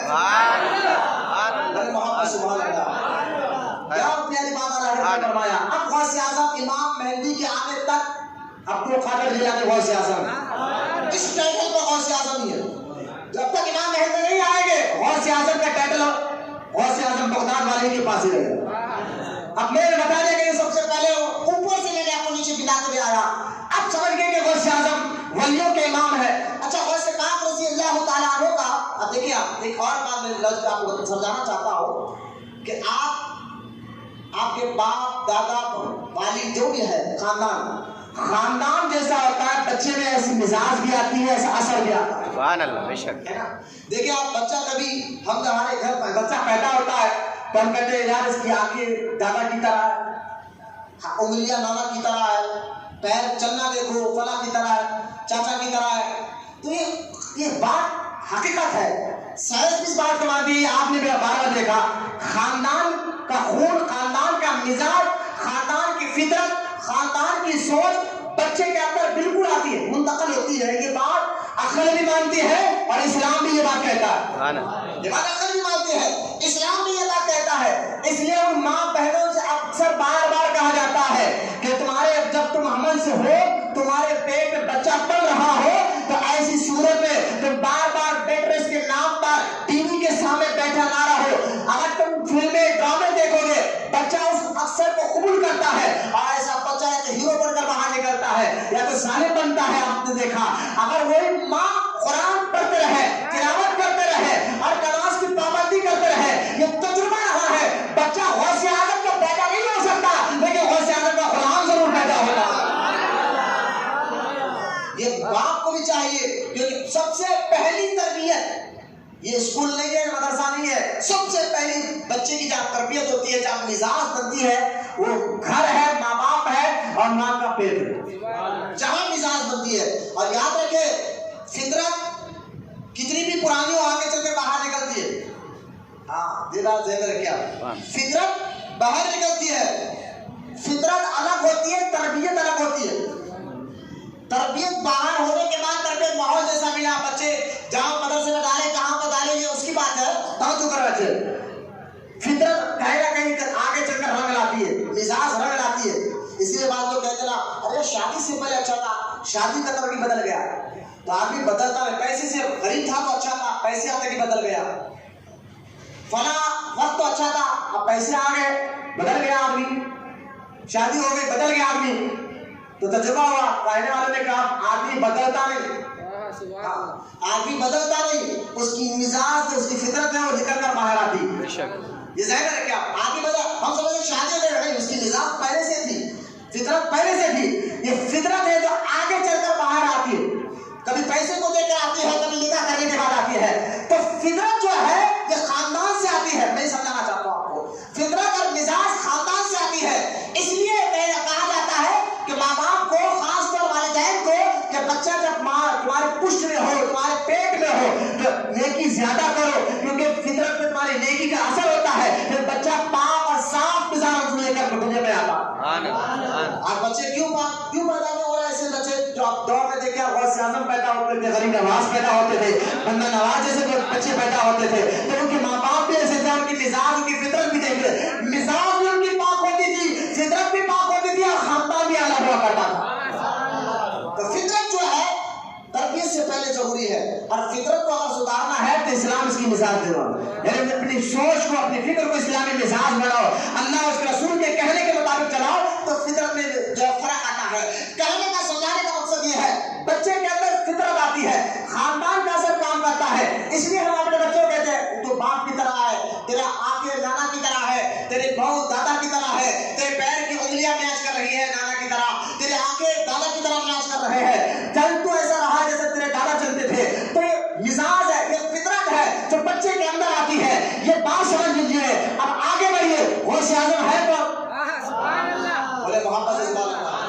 اگر غوث اعظم کی مزاج اور کے خاندان کو دیکھنا, خاندان کا رنگ آتا ہے نا بھائی بچے میں, خاندان کی مزاج بچے کے اندر آتی ہے, خاندان کی خون بچے کے اندر آتا ہے. تو غوث پاک رضی اللہ تعالیٰ کو سمجھنا ہے تو خاندان دیکھ لو کہ غوث اعظم کے ابا کا نام سیدنا موسیٰ, اس کو شیخ ابو موسیٰ سہلے کہتے ہیں. یہ کون ہے غوث اعظم کے ابا ہے شیخ موسیٰ, اور یہ بیٹے ہیں امام حسن کے. بولے محمد سے سبحان اللہ. امام حسن کے بیٹے ہیں, اور غوث پاک کی والدہ ام الخیر فاطمہ ہے, یہ بیٹی ہے امام حسین کی. غوث اعظم کے والد کا شجرا, اگر خاندانی شجرا اوپر تک چلے جائے آپ 11 واسطوں سے, کتنے واسطوں سے, 11 واسطوں سے یہ امام حسن سے مل جاتا ہے. اور ننیال کا شجرا اگر آپ دیکھیں غوث پاک کا تو 10 واسطوں سے امام حسین سے مل جاتا ہے. تو لہٰذا اب غوث اعظم کا خاندان اوپر تک چلے جائے, خاندان کے ایک ایک فرد کو, ہائے بولو سبحان اللہ, غوث اعظم کے والد کو پڑھ کر دیکھیں, غوث اعظم کے نانا کو پڑھ کر دیکھیں, غوث اعظم کے نانی کو پڑھ کر دیکھیں, غوث اعظم کے امی کے بارے میں پڑھ کر دیکھیں, غوث اعظم کے پھوپھو کے بارے میں پڑھ کر دیکھیں, غوث اعظم کے تائے کے بارے میں پڑھ کر دیکھیں, غوث اعظم کے تائی کے بارے میں پڑھ کر دیکھیں, غوث اعظم کے جو ہے نانا نانی پرنانا پرنانی دائی اوپر تک چلے جائے, سب کے بارے میں پڑھ کر دیکھیں, سب اپنے وقت کے ابدال اور خود نظر آئیں گے. سبحان اللہ. یہ میرے غوث اعظم کا خاندان, بولے سبحان اللہ. یہ شیخ عبد القادر جیلانی کی مزاج اور ان کا خاندان, بولے سبحان اللہ. ایسے اعلیٰ خاندان سے رہنے کے باوجود بھی, اور ولادت پیدائش میں غوث پاک کیسی تھی کہ جب آپ پیدا ہوئے نا, آپ کی پیدائش بھی کرامت ہے. غوث اعظم کی پیدائش بھی کرامت ہے, کیونکہ آپ جب پیدا ہوئے آپ کی امی کی عمر 60 سال تھی. بہت سوچ تحقیق کر کر, ارے اچھا جب آپ پیدا ہوئے وہ 470 ہجری 470 ہجری آپ پیدا ہوئے, اور 561 ہجری میں آپ دنیا سے تشریف لے گئے. اس طرح غوث اعظم کی عمر 91 سال ہے. 91 سال 90 پر ایک غوث اعظم کی ساری عمر رہی ہے. 470 ہجری میں آپ پیدا ہوئے, 5ویں صدی. اور جس وقت آپ پیدا ہوئے, اگر آپ تاریخ پڑھ کر دیکھیں گے, سرکار دو عالم علیہ السلام نے بھی 500 سال پہلے ہی حضور نے بتا دیا تھا 5ویں صدی میں فتنے ایسے ہوں گے, اس فتنے کی چکی سے جو باہر نکل گیا وہ کامیاب ہو گیا. یہ سرکار کی حدیث پاک میں ہے. تو غوث اعظم جب دور میں پیدا ہوئے بالکل لوگ دین سے غافل ہو چکے تھے, دنیا دار ہو چکے تھے. جو علماء ہے, جو مشائخ ہے, وہ لوگ ذری ذری بات میں آپس میں لڑ رہے تھے, اور یہودیوں نے عیسائیوں نے مسلمانوں کو اس دور میں پیس کر رکھ دیا تھا. ایسے خطرناک ماحول میں, ایسے خطرناک دور میں غوث اعظم کو اللہ بھیجتا ہے, اور ان کے ذریعے سے ایسا تجدیدی کارنامہ لیتا ہے. ایک نہیں, دو نہیں, لاکھوں کروڑوں لوگ غوث اعظم کے ہاتھ پر توبہ کر کر اللہ کے محبوب بنتے ہیں. یہ ہوتا ہے اولیاء کا کام. اچھا, غوث پاک کی کرامت میں نے بتایا تھا. غوث اعظم جو پیدا ہونا بھی کرامت ہے کہ آپ کی ماں کی عمر 60 سال تھی, اور عموماً ایسی عمر میں بچے عورتوں کو نہیں ہوا کرتے, لیکن غوث اعظم جب پیدا ہوئے تو والدہ کی عمر 60 سال تھی. اور ایک چیز, اور دوسری چیز یہ ہے کہ جب آپ پیدا ہونے والے تھے, آپ کے والد سیدنا موسیٰ, شیخ موسیٰ رضی اللہ تعالیٰ عنہ, غوث اعظم کے ابا کو خواب میں حضور آئے, آ کر کہا اے موسیٰ مبارک ہو. محبت سے سبحان اللہ. اے موسیٰ مبارک ہو, اب کل صبح تیرے گھر میں ایک بچہ پیدا ہونے والا ہے, وہ اس کا نام عبد القادر رکھنا, اور سن جس طرح سارے نبیوں میں میری شان ہے, اس طرح سارے ولیوں میں اس کی شان ہے.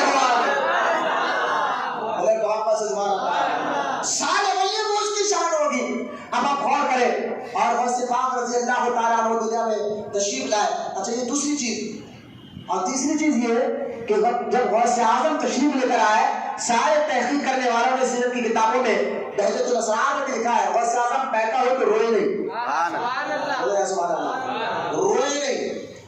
اور ایک بات دوسرا، غوث اعظم کے جسم میں کوئی گندگی لگی بھی نہیں تھی، بولنا سبحان اللہ۔ نبی تو نہیں ہے لیکن ہے ایسا کہ جیسا نبیوں میں ہمارے نبی کا مقام ہے، ایسا جو ہے غوث اعظم کا سارے ولیوں کے مقام ہے۔ پہلے آپ دیکھیں، بھی میں آگے بتاؤں گا کہ کیا کام کیا غوث پاک نے، پہلے دیکھیں نا کس شان کا بچہ دیا یار۔ غوث اعظم کی ماں کہتی ہے کہ میں نے دیکھا کہ یہ روئے نہیں اور نہ کے جسم میں ناپاکی تھی، بلکہ غوث اعظم پیدا ہوتے ہی آپ بھی اپنے نبی کی طرح سجدے میں گئے، اللہ کی تسبیح بیان کرنے لگے۔ سنو ایک اور کرامت، غوث اعظم جب پیدا ہوئے تو رمضان شریف کا مہینہ تھا، 29 شعبان رمضان شریف کا مہینہ تھا، اور آپ نے سارے رمضان شریف کے مہینے میں آپ نے سارا مہینہ دودھ نہیں پیا۔ سبحان اللہ۔ شریعت میں قانون ہے اپنا، اسلام اللہ رسول نے جو قانون بنایا اس کو شریعت کہتے ہیں، اور بچے پر روزے کب فرض ہوتے ہیں؟ جب بچہ بالغ ہو جاتا ہے۔ یہ بات ہم 8-9 سال کی عمر سے بچوں کو نماز اور روزے کی جو ہے عادت ڈالتے ہیں، لیکن فرض کب ہوتا ہے بچوں پر؟ جب وہ بالغ ہو جائے، 14 سال کی عمر ہو جائے، تب اس پر نماز بھی فرض ہو جاتی ہے، روزہ بھی فرض ہو جاتا ہے۔ غوث اعظم تو پیدا ہوئے ایک دن کے تھے، لیکن غوث اعظم پیدا ہوتے ہی اللہ کی عبادت کر کر روزہ رکھ کر بتا دیا کہ لوگوں ہر غیرے کے پیچھے نہیں بھاگنا، جو روزہ نہ رکھے، جو دین کا مذاق اڑائے، جو دبے انگوٹھیاں پہنے، جو شراب پیے، جو سٹے بازی کرے، جو نشہ کر کر کہنا علی کا غلام ہو، ایسے بھونکیوں سے دور رہنا، یہ ولی ہو ہی نہیں سکتے۔ جو ولی ہوتا ہے وہ اللہ اس کے رسول کے احکام پر ساری زندگی چل کر بتاتا ہے۔ بھونکیوں سے دور رہنا ہے غوث اعظم، ولیوں کے امام ہے، سبحان اللہ۔ غوث اعظم جب پیدا ہوئے تو آپ نے روزہ رکھ کر بتایا۔ اچھا اگلے سال ایسا ہوا کہ چاند نظر دیا، اپر بہت تھا، سارے لوگ پریشان ہوئے۔ کسی نے کہا چلو غوث اعظم کی ماں سے پوچھتے ہیں، جا کر پوچھا کہ حضور ماں سے کہ آپ کا بچہ دودھ پیا؟ کہا میں آج صبح سے بچے نے دودھ نہیں پیا۔ تو لوگوں نے سمجھ گئے، تحقیق کرنے کا معلوم بھی ہوا کہ رمضان شروع ہو چکا تھا، تو لہٰذا یہ سارے محلے گیلان میں مشہور ہو گیا کہ سیدوں کے گھر میں ایک ایسا بچہ پیدا ہوا ہے جو رمضان کے مہینے میں پورے روزے رکھا کرتا ہے۔ یہ میرے غوث اعظم پیدا ہوتے دین کی اہمیت بتا رہے ہیں۔ قادریو کس کے پیچھے بھاگ رہے ہو؟ کیسے ڈھونکیوں کے پیچھے بھاگ کر اپنے ایمان اور عقیدے کو برباد مت کرو۔ جو ولی ہوتا ہے ان کے قریب ہونے والا نمازی ہوتا ہے، داڑھی والا ہوتا ہے، عاشق رسول ہوتا ہے، دین کا پابند ہوتا ہے۔ یہ مزاج اللہ والے اپنے قریب ہونے والوں کو دیتے ہیں۔ یہ نہیں کہ صرف ہاتھ چوما پیر چوما چلے جاؤ، نظرانے کے اوپر چلے جاؤ، نہ اثر جو ان کے قریب ہوتا ہے۔ غوث اعظم کی ابھی میں خدمت آؤں گا کہ ساری زندگی غوث اعظم نے گزاری کیسے ہے، آپ حیران ہو جائیں گے۔ یار ہم تو غوث اعظم کی کرامت تو سنتے تھے، میں نے کہا بالکل کرامت تو اتنی ہے غوث پاک کی، جیسے آسمان کے تاروں کو آپ گر نہیں سکتے، ایسا غوث اعظم کی کرامتوں کو بھی آپ گر نہیں سکتے۔ اس میں کوئی ڈر نہیں ہے، لیکن میں اس بات کو نہیں جانا چاہتا ہوں۔ آج اس موضوع پر میں نے آپ کو چھیڑا ہے وہ سمجھانے کے لیے کہ غوث پاک کو پہلے سمجھو کہ کون ہے غوث اعظم، مجھے محبت سے پڑھا۔ اچھا ایک مرتبہ 3 سال کے ہے غوث پاک، والدہ کہتی ہے بچے جب پیدا ہوئے تو پہلے ریگنا سیکھتے ہیں، اس کے بعد لڑک کے جلک کے مطلب چلنا نہیں آتا، لیکن چلتے چلتے کبھی گرتے پڑتے چلنا سیکھتے ہو۔ یہ تو ہمارے بچے ہم بھی نہیں دیکھے، لیکن غوث اعظم کی والدہ کہتی ہے میرا بچہ ڈائریکٹ چلنے لگا۔ سبحان اللہ، اور محبت سے بولیے، ڈائریکٹ چلنے لگا، نہ یہ ریگے نہ جب چلنے لگے تو اچھا جب بات کرنے لگے تو ایسی بات سبحان اللہ کہ جو بڑے بڑے اخروں کے عقل والا آدمی بھی وہ بات نہیں کر سکتا تو جو میرا بیٹا کر کے بتاتا۔ سبحان اللہ، 3 سال کی عمر تھی، غوث اعظم کی ماں کہتی ہے ایک بار میرا بیٹا عبد القادر میرے پاس آیا بات کر، آ کر کہنے لگا اماں میرا احسان ہے آپ پر، میرا احسان ہے آپ پر۔ تو ماں کہتے بیٹے تم 3 سال کے ہو، اگر بڑے ہوتے کما کر لاتے پھر بھی سمجھ میں آتا، کچھ بول رہے 3 سال کے ہو، احسان میرا کاما میں بتاؤں کہ کیا احسان ہے؟ کہا بتائیے۔ کاما ایک مرتبہ جو ہے آپ گھر میں تنہا بیٹھی تھی، آپ کے ہاتھ میں کوئی سونے کے کنگن تھے، ایک ڈاکو جو فقیر بن کر آپ کے گھر پر آیا، دروازہ کھٹکھٹایا، नवाज़ी फकीर हूँ, कुछ दो अल्लाह की राह में। तो आपने फकीर को देने के लिए जैसा ही दरवाजा खोला, वो डाकू अचानक घर में घुस कर आ गया। आप दौड़ते दूसरी कमरे में गई, दरवाजा लगा ली और मैं रब से दुआ करने लगी। गौसे आजम की माँ कहती है, बेटा ये वाकया तो उस वक्त का है जब तू पैदा भी नहीं हुआ था, तो मेरे पेट में था, तो उसे पता कैसे चला? माँ आगे सुनो, जब आप कमरे में गई एक शेर आया था ना, आगे उस डाकू को चीर ढाल कर बाहर लेकर गया था। माँ और चौंक गई। ये वाकया तो सिर्फ मैं जानती थी, मेरा रब जानता था, मैंने तो मेरे अब्बू से ये जिक्र नहीं किया था। बेटा ये वाकया तुझे कैसे मालूम हो गया? तो गौसे पाक कहते हैं, माँ वो शेर कोई और नहीं, तेरा बेटा तू था। पैदाइशी तौर पर गौसे आज़म ऐसी करामत वाले, पैदाइशी तौर पर गौसे आज़म ऐसी करामत वाले, शान का ऐसा मुकाम बतला ऐसा। फिर गौसे आज़म की उम्र बड़ी, आके कहे अम्मा एहसान है मेरा आप पर। बोले बेटा आप क्या एहसान है? अम्मा एक बार बाग में गई थी ना, बोले हाँ, अंगूर खाना थी, बोला हाँ, हाथ ऊपर ली, हाँ कलेजे में दर्द, तो हाथ नीचे कर ली, कहा हाँ, कब मैंने तेरा कलेजा पकड़ कर खींचा था। तो तू बेटा कहा उस पर सांप बैठा था, करार लगाते थे डस लेता। ये गौसे आज़म इनकी पैदाइश में करावत इतनी सुना, मैं आगे चलकर एक बात बताना चाहता हूँ। पैदाइशी तौर पर गौसे आज़म की ऐसी मिसाल, पैदा होने से पहले गौसे आज़म करामत बता रहे हैं, पैदा होने के बाद करामत बता रहे हैं। बात का अंदाज देखो, चलने फिरने का अंदाज देखो, पैदा पाक हो रहे हैं, रोज़े रखकर बता रहे हैं। इतना सब कुछ होने के बावजूद भी गौसे पाक रज़ी अल्लाह तआला को फरमाते हैं, जब मेरी उम्र 18 साल की थी और 18 साल की उम्र में जब मैं जो है गाय के पीछे गया, तो गाय क्योंकि ताकि खेत में काम करूं, गाय चराने के लिए, गाय इंसानों की तरह बात करने लगी और कहने लगी, ए अब्दुल कादर, अल्लाह ताला ने तुझे पैदा है ना खेल कूद के लिए, काम के लिए पैदा नहीं किया। अल्लाह ताला तेरे जरिए से बहुत बड़ा काम लेने वाला है, कुछ और काम के लिए तू पैदा हुआ है। अच्छा सुनिए आप, पैदाइशी तौर पर गौसे पाक को 18 पारे याद, जब 4 साल 4 महीने 4 दिन के हुए ना गौसे आज़म, माँ ने उस्ताद के सामने कहा कुरान पढ़ाओ, कुरान पढ़ाओ। तो हम उस्ताद ने कहा पढ़ो बेटा बिस्मिल्लाहिर्रहमानिर्रहीम।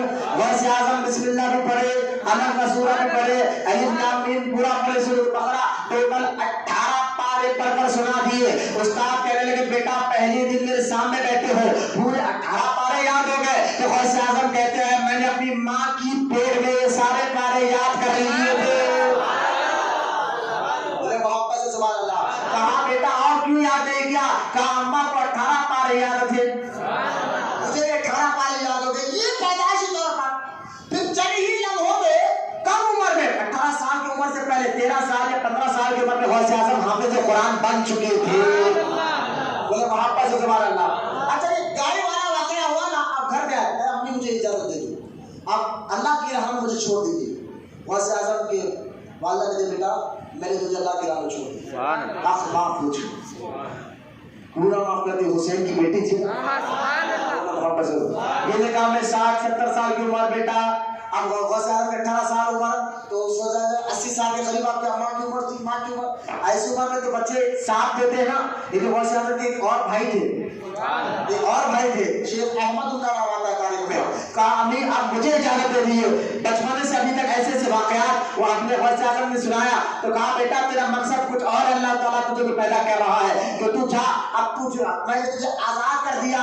और गौसे आज़म अपनी माँ से इजाजत लेकर गिलाब में पैदा हुए थे। गिलाब बगदाद से 609 किलोमीटर है। कितने किलोमीटर?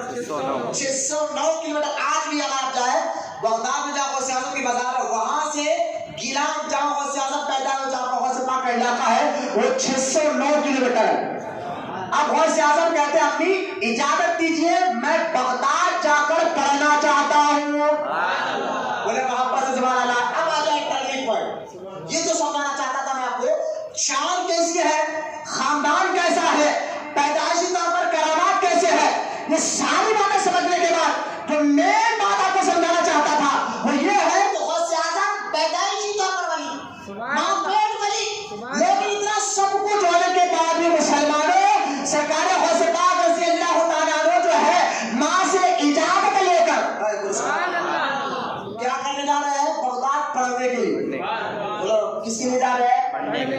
لیے جا رہے ہیں؟ سب مل کر بولے نا بھائی شرمائے کس لیے جا رہے ہیں؟ پڑھنے کے لیے نا. پتا کیا چلا؟ جو پیر ہوتا ہے وہ پڑھا لکھا ہوتا ہے. اللہ ولایت جاہلوں کو نہیں دیتا. اللہ اپنا قرب جاہل لوگوں کو نہیں دیتا. جس کو اللہ ولایت دینا چاہتا ہے, اللہ تعالیٰ جس کو اپنے قریب کرنا چاہتا ہے, پہلے اللہ اس کو علم عطا فرماتا ہے. ارے سارے پیروں کے پیر جو ہے 609 کلومیٹر پیدل, اس دور میں ٹرین ہے نہ بس ہے, لوگ گھوڑوں پر اونٹوں پر پیدل سفر کرتے ہیں. کئی مہینے لگتے تھے سفر کرنے کے لیے. پھر غوث پاک 18 سال کی عمر میں ماں کی اجازت دے کر اور ایسے خطرناک جنگلوں سے گزر رہا ہے. ڈاکو ملے گے یا تو مال لوٹ لیں گے یا تو قتل کر دیں گے, اس کی کوئی پرواہ نہیں ہے, لیکن علم حاصل کرو. ارے بولے سبحان اللہ. آج تو ایسے خطرناک ماحول ہے نہیں, لیکن ہمارے بچے اور ہمارے کچھ پیر بھائی ایسے لوگ بھی ہیں جو علم حاصل کرنے کے بہت ذریعے ہیں. ہم تو جمعہ میں بیٹھنے کے لیے تلملا جاتے ہیں, گھنٹے کے لیے ہے. ہم جو ہے اتوار کے محفل میں اگر کوئی پیر صاحب بیٹھ دیا 1 گھنٹے کے لیے ہمارے لیے ٹائم نہیں نکلتا. مزاج ہماری یہ ہو گئی ہے 3 گھنٹے کی مووی دیکھنا ہمارے لیے سکون ہے, لیکن 1.5 گھنٹہ مسجد میں دیکھنا ہمارے لیے بے چین ہو گیا. مزاج ہماری ایسی ہو گئی ہے, دین سے دوری ہماری ایسی ہو گئی ہے. لیکن غوث اعظم کون ہے؟ تو سارے پیروں کے پیر ہے. آپ بغداد سے 609 کلومیٹر کا سفر کرتے ہوئے راستے میں ڈاکو ملے, پھر سارے ڈاکو والا واقعہ ہوا اور آپ نے سچ کہا, اور سچ کی برکت سے سارے ڈاکو توبہ کرے اور اللہ کے ولی بنے. وہاں سے آپ بغداد آئے اور بغداد میں آنے کے بعد واہ ولیوں کا امام ہے, بولے سبحان اللہ. لیکن بڑے بڑے استادوں کے سامنے ادب کے ساتھ بیٹھے. غوث اعظم کے ایک استاد کا نام شیخ حماد ہے, ان کے سامنے ادب کے ساتھ بیٹھے. بڑے بڑے بزرگان دین کے ساتھ بیٹھے. خود غوث اعظم اپنی کتاب فتوح الغیب میں بھی بتاتے ہیں. خود غوث اعظم کے سیرت پر بڑی بڑی کتابیں لکھی گئی ہے. علامہ نور الدین شتفونی رحمۃ اللہ تعالیٰ علیہ یہ فرماتے ہیں کہ غوث اعظم جب بغداد آئے تھے پڑھنے کے لیے, ان کے پاس تو نہ 1 روپیہ تھا, نہ پیسے جو ماں نے دیے تھے وہ چند ہی لمحوں میں ختم ہو گئے, کیونکہ غوث پاک کی مزاج تھی, وہ خود کم کھاتے تھے, غریبوں اور یتیموں کا خیال زیادہ رکھا کرتے تھے. سیدوں کی پہچان ہی الگ ہوتی ہے. اس لیے غوث اعظم فرماتے ہیں عبد القادر جیلانی کی سیدھی ہاتھ میں سوراخ ہے, اگر کوئی نذرانہ دیتا ہے تو سوراخ سے نیچے آ جاتا ہے, اور سوراخ کے ذریعے سے میں غریبوں اور یتیموں کو کھانا کھلانا عبد القادر کی سب سے بڑی عبادت ہے. محبت سے سبحان اللہ. حضرت غوث پاک کئی دن تک بغداد میں جہاں مدرسے میں پڑھنے آئے تھے, اس مدرسے کا نام تھا نظامیہ. کیا نام تھا؟ جامعہ. یہ مدرسہ ہے, اس مدرسے میں غوث اعظم پڑھنے آئے اور ساری زندگی مدرسے ہی میں رہے. اس بولے واپس سبحان اللہ. یہ مولوی مدرسے والے کچھ بھی نہیں کرتے, مدرسے میں کیا ملتا؟ میں نے کہا غوث اعظم تو ساری زندگی مدرسے میں رہے. آج جہاں غوث اعظم کی خبر ہے وہ بھی مدرسے ہی میں ہے. محبت سے سبحان اللہ. یہ جو باتیں یہ مدرسے کے مولوی کیا جاتا ہے, گانجا پینے والے بولتے ہو, سرگٹا مارنے والے, اندر کی بات ہے, یہ منع ہے عام, یہ بالا چھوڑ کر اندر. ارے بابا گانا ہمیشہ حرام ہے ڈالے, مدرسوں کے مولویوں کی بات ہے. میں نے کہا بے سارے پیروں کے پیر ساری زندگی مدرسے میں رہ کر بتائے. آج جب بازار کی بنی تو مدرسے کے اندر بنی ہے, اور کام کا جہاں آج بھی اولیاء کرام کہتے ہیں اللہ تعالیٰ اس کو ولایت آج بھی نہیں دیتا جس کو جب تک غوث اعظم کی کتاب پر سائن نہیں کر دیتے, اسی کو اللہ تعالیٰ ولایت دیتا ہے. میں دوڑ پہ گیا, غوث اعظم سے پوچھیا. غوث اعظم فرماتے ہیں کہ میں بغداد جب پڑھنے آیا جامعہ نظامیہ میں, میری مزاج ایسی تھی کئی دن تک مجھے کھانے پر نہیں ملتا تھا, لیکن صبر کرتا رہا, پڑھتا. سبحان اللہ. آج تو اتنی مشکلیں نہیں ہے. آج تو اگر کسی عالم کی صحبت میں 1 گھنٹہ بیٹھ جائے تو آپ کو آ جائے گا, آپ کو حرام حلال کے مسئلے معلوم ہو جائیں گے. اس دور میں محنت کر کے غوث پاک کی کئی دن تک غوث اعظم بناتے ہیں, کھانے کو نہیں ملتا, پتے کھا کر رہتا, پانی پی کر رہتا, لیکن پڑھتا رہتا. ہم نے کہا غوث اعظم پڑھا کیا؟ کہا علم حدیث پڑھا, علم خیرت پڑھا, علم فقہ پڑھا, اور مفتی بنا, عالم بنا, حافظ بنا, محدث بنا, محقق بنا, فقیہ بنا.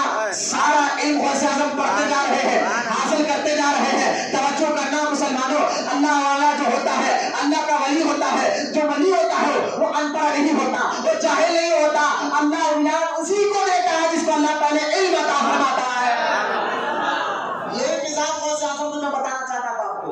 شان تو جیسی آپ نے بچپن سے سنا ہے، اب دیکھیں غوث اعظم پڑھتے رہے۔ اچھا اس کے بعد کیا غوث اعظم فرماتے ایک مرتبہ ہوا یوں کہ ملک شام سے ایک میرا دوست تھا جو بغداد میں، کیونکہ جامعہ نظامیہ بغداد میں اس دور میں 470 ہجری کی بات ہے نا، اب غوث اعظم کی عمر جب 18 سال ہوئی تو 400 جو ہے 80 کی بات ہے کہ غوث اعظم تصویر رضی اللہ تعالیٰ عنہ فرماتے ہیں کہ میں جب مدرسے پڑھتا تھا تو کچھ لوگ ملک شام سے، سیریا سے، فلسطین سے پڑھنے آئے تھے، تو دو دوست تھے میرے، ایک کا نام ابن سقا تھا، ایک کا نام عبداللہ تھا، یہ دونوں اور میں یہ دونوں کہنے لگے کہ عبد القادر ہم نے سنا ہے، بچے 20-25 سال کے غوث اعظم کی عمر مبارک ہے، کہنے لگے بغداد میں ایک اللہ کا ولی ہے، نام لوگ ان کو شیخ جامی کہتے ہیں، اور رہتے رہتے غائب ہو جاتے تھے، دکھتے تھے پھر اچانک لوگوں کے سامنے غائب ہو جاتے تھے، تو دونوں کہنے لگے مدرسے کے ساتھ دیا کہ چلو نا ان سے ملاقات کر آتے ہیں۔ غوث اعظم نے بڑا چلیے اللہ کا ولی ہے، ملاقات کر رہے ہیں، اللہ کے ولیوں کی لیے ملاقات کے لیے جانا اور زیارتیں کرنا یہ اللہ والوں کا پرانا طریقہ رہا ہے، یہ محبت سے سبحان اللہ، یہ پیروں کے پیر کا بھی طریقہ رہا ہے۔ حضرت عبد القادر جیلانی غوث اعظم دستگیر رضی اللہ تعالیٰ عنہ فرماتے ہیں میں جب باہر نکلا میرے ان دو دوستوں نے کہا، ابن سخا نے کہا میں اس ولی سے ایسا سوال کروں گا انہوں جواب ہی نہیں دے پانا، دوسرے میرے دوست نے کہا عبداللہ نے کہ میں بھی ایسا سوال کروں گا انہوں جواب نہیں دوں گا۔ غوث اعظم فرماتے ہیں میں نے کہا نا بھائی میں تو ان سے سوال کچھ نہیں کروں گا، میں تو محبت کے خاطر ملنے کے لیے جا رہا ہوں۔ ولیوں کا امتحان لینے کے لیے انہوں ولیوں تو دیکھ لیے کیا دیتے گی، ایسی مزاج نہیں لیا، یہاں نہیں چلتا اللہ والوں کے پاس، یہاں دل کو بھی جھکا کر لانا پڑتا ہے، سر کو بھی جھکا کر آنا پڑتا ہے، اللہ والوں کے آستانے میں جاؤ تو دل صاف رکھ کر جاؤ، یہی مزاج غوث اعظم دیتے ہیں، محبت سے جاؤ۔ غوث اعظم فرماتے ہم تینوں گئے جس جگہ پہ وہ رہتے تھے وہاں گئے، وہ نظر نہیں آیا، کچھ دیر کے بعد اچانک سامنے آئے، غوث اعظم کے بعد میں سمجھ تو بہت مشکل 30 سال 25-30 سال غوث اعظم کے بعد ہے، اچانک سامنے آئے اور سامنے آ کر جلال والی نظر ابن سخا پر ڈالی، غوث اعظم اس کے بتائی تو مجھ کو آزمانے آیا اور راستے میں بولتے بھی آیا ہے، کیسا سوال کروں میں نے جواب نہیں دے گئے، تو بزرگ کہنے لگے تیرے سوال تو سوال کرو گا، تیرا سوال کیا تھا میں یہ بھی بتاؤں گا اور تیرا جواب کیا میں یہ بھی بتاؤں گا۔ وہ بزرگ نے اس کا سوال بھی بتایا، جواب بھی دیا، اور جواب دے کر کہا ابھی تو مدرسے میں پڑھ رہا ہے لیکن اللہ مجھے دکھا رہا ہے، میں دیکھ رہا ہوں تو مرے گا تو عیسائی اور نصرانی ہو کر مرے گا۔ آنے والی چیز تک بتا دی ابن سخا کو، ابھی تو مدرسے میں چہرے پہ داڑھی کے نماز پڑھ رہا ہے لیکن میری نگاہ دیکھ رہی ہے کہ تو نصرانی ہو کر مرے گا۔ اور دوسرے عبداللہ کو طرف دیکھ کر کہا تو ہی مجھ سے ایسا سوال کرنا گیا جس کا میں جواب نہیں دے سکتا ہوں، سوال تو نہیں کرنا، تیرا سوال کیا ہے میں یہ بھی بتاؤں گا، تیرا جواب کیا ہے میں یہ بھی بتاؤں گا۔ غوث اعظم کہتے ہیں کہ اس کو سوال بھی بتایا جواب بھی بتایا اور فرمایا سنے عبداللہ میری نگاہ دیکھ رہی ہے، سرکار فرماتے ہیں مومن کی نگاہ سے کرو اللہ کے نور سے دیکھتا ہے، جن کی نگاہ اللہ کے رسول فرماتے ہیں اللہ کا ولی جب اللہ کے قریب ہو جاتا ہے تو حدیث قدسی ہے اللہ خود فرماتا ہے اس کا دیکھنا میرا دیکھنا ہو جاتا ہے۔ کہا ہے عبداللہ میں دیکھ رہا ہوں، تو آج مولوی بن رہا ہے، مفتی بن رہا ہے، مدرسے میں پڑھ رہا ہے لیکن میری نگاہ آگے کی دیکھ رہی ہے کہ تو آگے چل کر دنیا دار آدمی بن جائے گا، پیسے کے خاطر اپنے جو ہے دنیا کے خاطر جو سودا کر لے گا، دین کو بیچ دے گا تو دنیا دار ہو کر مرے گا۔ اور غوث اعظم کو تیسری نظر مجھ پر پڑی، سبحان اللہ، اور غوث اعظم کو دیکھتے ہوئے بزرگ مسکرائے، غوث اعظم پر ماتم مسکرا کر کہا عبد القادر اے عبد القادر میری آنکھ دیکھ رہی ہے، اے عبد القادر میری آنکھ دیکھ رہی ہے، تیری ولایت کا مرغا جب بانگ دے گا، ہر ایک کے ولیوں کے ولایت کے مرغے بانگ دیتے ہیں، ایک وقت کے بعد خاموش ہو جاتے ہیں۔ عبد القادر میں دیکھ رہا ہوں تیری ولایت کا مرغا جو بانگ دے گا تو قیامت تک دیتا رہے گا۔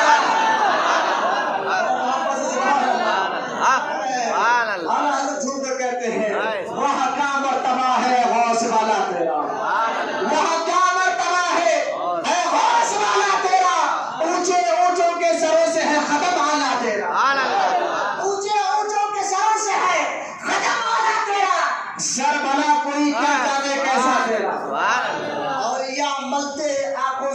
ہے طلبہ تیرا. سبحان اللہ. بے شک ہاں. اگر آپ کو جائے تو بالکل جائیے اور آپ کو نظر رکھیں، کیونکہ ہمارے پاس جمعہ جو بچے آتے ہیں 2:30 بجے کے بعد جمع پھیلتی ہے. اور یہاں ہمارا مزاج ہی جناب دیکھیے بے عملی کے دوران میں یہاں تقریر کر اپنے وائرل نہیں کر رہا ہے. اللہ کی رضا ہے، مقصد صرف اللہ کی رضا ہے. میں کچھ اہم بات آپ کو سمجھانے کے لیے جا رہا ہوں. اللہ کی رضا کے باتوں کو سنے بٹھانا اور آپ کے سامنے کوئی علمی رواب بتانا نہیں ہے نہ کوئی. میں مزاج یہ دینا چاہتا ہوں آپ جو نیو جنریشن بچے جو دین سے دور ہو رہے ہیں تو اس میں سے ایک جہاں وہابی بھی وجہ ہے وہاں پر کچھ ڈھونگی پیر بھی وجہ ہے، ڈھونگی بابا بھی وجہ ہے جن کو دیکھ کر بچے دور ہو رہے ہیں. میں بتانا چاہتا ہوں واقع پیر ہوتا کیسے ہے، ولی ہوتا کیسے ہے، ان کی مزاج کیسی ہوتی ہے اور اللہ تعالیٰ ان کے ذریعے سے کس طرح لوگوں کو فیض کرتا فیض دیتا ہے. اور سے بات رضی اللہ تعالیٰ عنہ نے آپ جانتے ہی حاصل کرتے رہے. اب غوث اعظم تصویر رضی اللہ. اب آ جاؤ کس فیلڈ میں غوث اعظم نے کام کر کے بتایا. اب میں نے آپ کو پہلے بتایا تھا 470 ہجری کا جو دور ہے اگر آپ تاریخ کی کتابوں میں پڑھیں گے تو عیسائیوں نے یہودیوں نے مسلمانوں کو پیس کر رکھ دیا تھا. لوگ جو ہے نا اب یوں سمجھیے کہ اتنا ڈر گئے تھے عیسائی یہودیوں سے، ان کا مسلمانوں کو اتنا طرح سے انہوں نے پیس کر رکھ دیا تھا کہ جس کا اندازہ نہیں کر سکتے. ڈر کی زندگی گزر رہی تھی. یہ غور سے بات کر رہا ہوں. لوگ اور جہاں شراب کی محفلیں، امیر مسلمان جس کے پاس دولت اور پیسہ ہوتا اس کے گھر میں ناچنے گانے والی عورتیں 400 سے 500 عورتیں رہتی تھیں. یہ گھروں کا حال ہو گیا تھا. مسجدیں ویران ہو گئی تھی، نمازی خالی ہو گئے تھے مسجدوں سے. حال بڑھتا گیا ایسی ہے گناہ چار پاپ ہی پاپ گناہ ہی گناہ. ایسے ماحول میں غوث اعظم اور غوث اعظم جو ہے نا مدرسے نظامیہ میں ساری زندگی گزاری ہے لیکن بڑا کب تک ہے آئے 18 سال کی عمر میں. لیکن غوث اعظم کی عمر 53 سال میں 50 پہ 3 سال 53 سال بھی تب غوث اعظم بیان کے لیے بیٹھے. سبحان اللہ. سبحان اللہ. محبت سے سبحان اللہ بیان کے لیے بیٹھے. اور جب تک آپ نے سارے ماحول کو بھانپ لیا تھا کہ بغداد میں ماحول کیا ہے، عراق میں ماحول کیا ہے، ایران میں ماحول کیا ہے، مصر میں ماحول کیا ہے، مکہ میں ماحول کیا ہے، مدینہ میں ماحول کیا ہے، پوری دنیا بھر میں کیسا ماحول ہو رہا ہے. اب غوث اعظم دستگیر کو وہ کام کرنا تھا جس کام کے لیے اللہ تعالیٰ نے آپ کو پیدا فرمایا تھا. محبت سے سبحان اللہ. اگر غوث اعظم کے اس کام کو سمجھنا ہے تب تو نہیں گئے آپ تھک گئے کیا بڑا دور ہاتھ اٹھا کے بولے سبحان اللہ.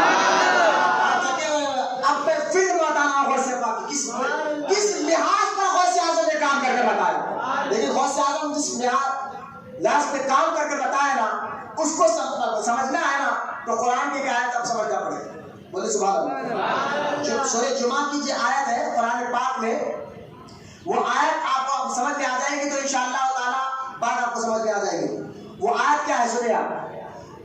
غوث اعظم نے کیا کیا ماحول میں نے بتا دیا کیسے چل رہا تھا. اب غوث اعظم ذمہ داری غوث پاک پر ہے.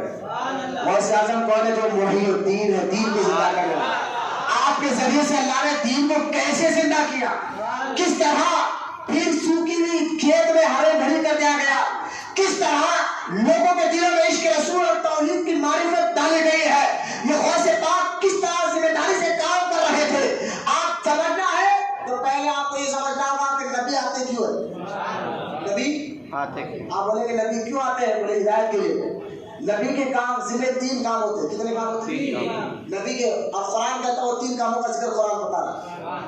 یہ ذہن میں رکھیں آپ، بنیادی بات ہے. نبی کے ذمہ 3 کام ہوتے ہیں. ہوتے کیا ہے؟ تو قرآن کہتا ہے یتلو علیہم آیاتہ. نبی آتا ہے پہلی چیز یتلو علیہم، یہ اللہ کی آیات اللہ کا کلام پڑھ کر سناتا ہے. بولے محبت سے سبحان اللہ. پہلا کام وہ اللہ کے کلام اللہ کی آیتیں پڑھ کر. نبی کیا کہتا ہے؟ اللہ کا کلام پڑھ کر لوگوں کو. پھر کیا ہوتا ہے؟ پھر کہا یعلمہم الکتاب والحکمہ. پھر یہ نبی جو ہے اس کتاب اور آیت کا معنی بھی بتاتا ہے اور اس کی حکمتیں بھی بتاتا ہے. پھر کیا ہوتا ہے؟ پھر اللہ تعالیٰ فرماتا ہے یزکیہم. پھر وہ نبی تمہارے سینوں کو تمہارے دلوں کو پاک کرتا ہے. محبت سے سبحان اللہ. 3 چیزیں. ایک، نبی اللہ کا کلام پڑھ کر سناتا ہے.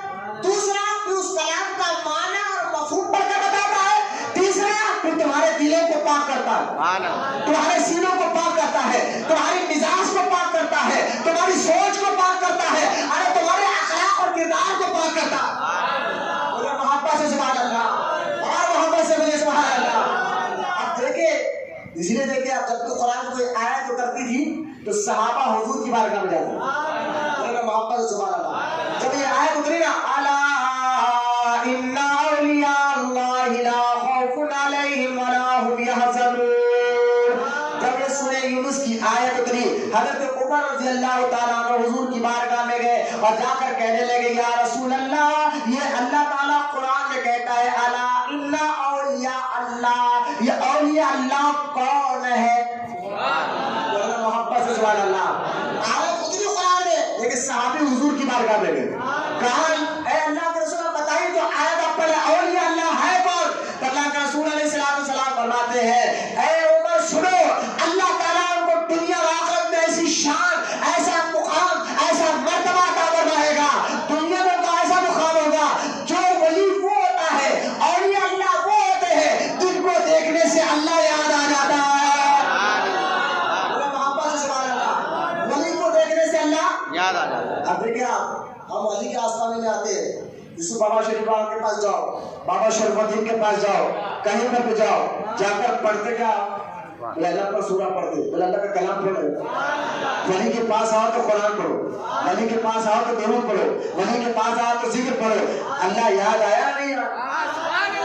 अरे ज़ाहिरी जिंदगी में भी कई हाल होता है, जो उनका चेहरा देख कर कहते हैं सुभान अल्लाह, क्या चेहरे पे नूर है। वाकई अगर चेहरा वली का देख रहा है, तारीफ अल्लाह की करता है, बोलो मोहब्बत से सुभान अल्लाह। तो औलिया के आस्थानों पर भी आकर तो अल्लाह का कलाम ही तो पढ़ते हैं और अल्लाह का जिक्र भी तो करते हैं। तो सरकार के आलम में वली वो होता है जिसको देखने से अल्लाह याद आ जाए।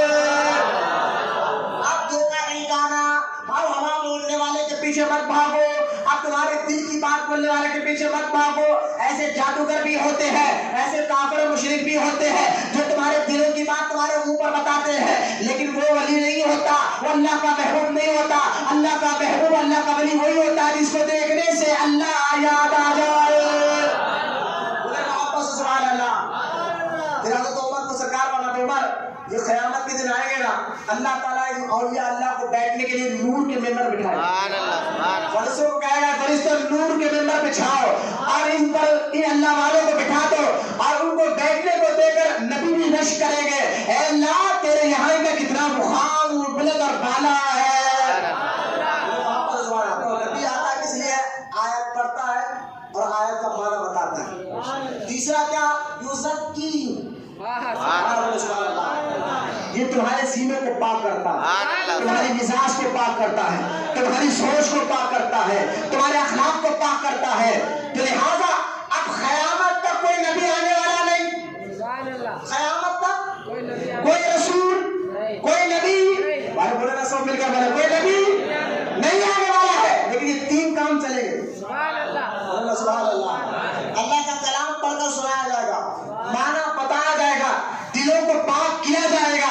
तो ये तीन काम को जो पाक करता है और जो कुरान के आयत में पढ़े, माना भी सजा है, दिलों को पाक भी करे, उसी को तो विलायत कहते हैं, उसी को तो गौसे आज़म कहते हैं, उसी को तो अल्लाह के वली कहते हैं। अब देखिए आप गौसे आज़म कैसा पढ़ते थे अल्लाह।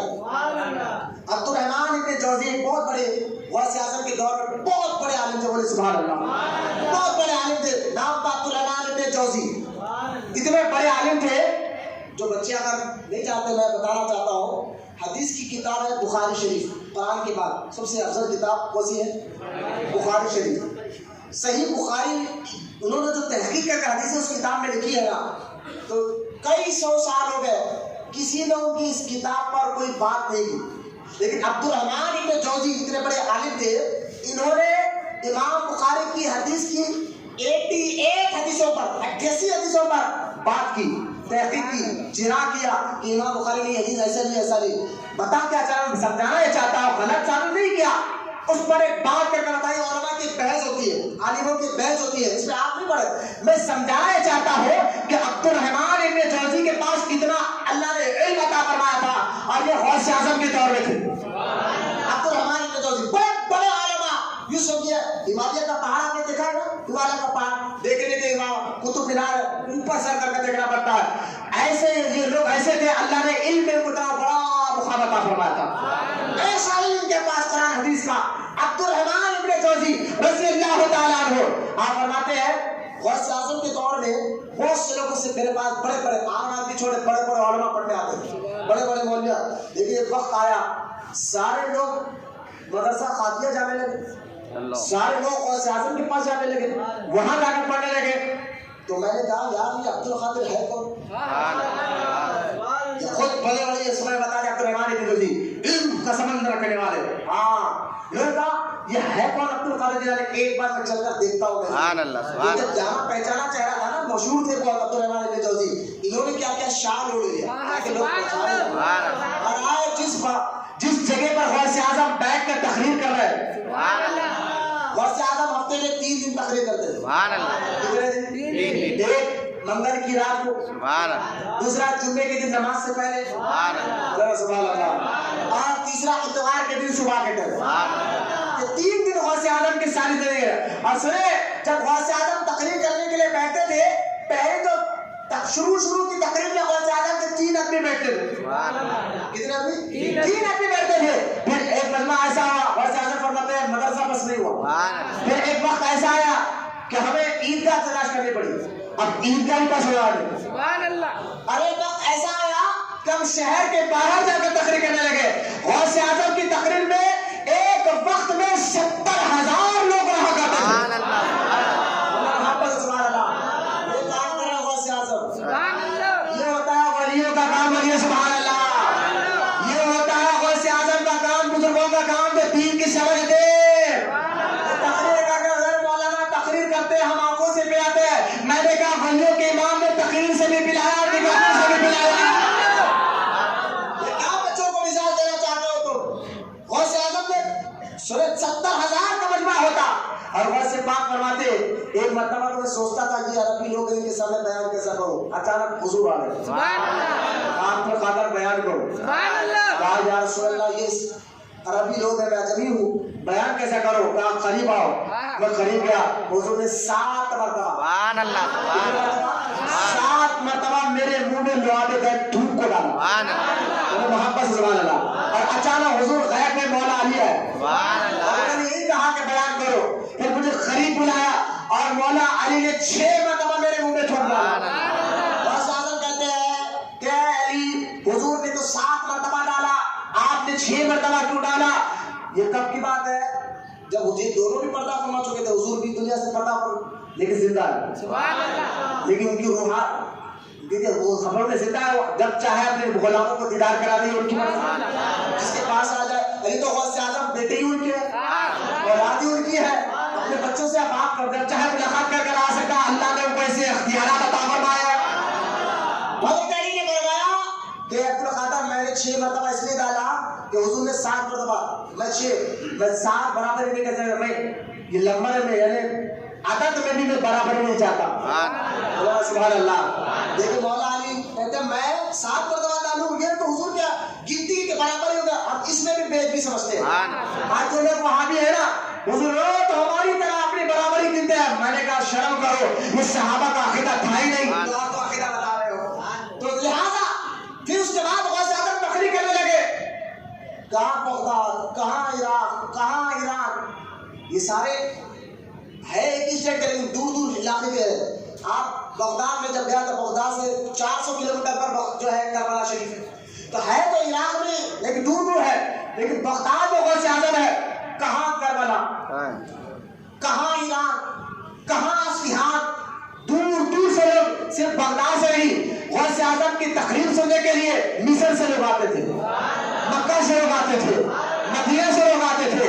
कुछ ईसाई मिस्र में थे ईसाई मिस्र में थे। मिस्र में वो कहते एक दिन हमें ख्याल आया कि हम इस्लाम कबूल कर ले, किसके हाथ पर इस्लाम कबूल करें? हम ये सोच ही रहे थे, रात में हमारे ख्वाब में ईसा अलैहिस्सलाम आए और कहा बगदाद जाओ और अब्दुल कादिर के हाथ पर इस्लाम कबूल कर लो। अंबिया कहते थे गौसे आज़म की महफिल में जाओ, हुजूर कहते थे गौसे आज़म की महफिल में जाओ, और ये अल्लाह कहते थे गौसे आज़म की महफिल में जाओ। अच्छा गौसे आज़म की महफिल में 70,000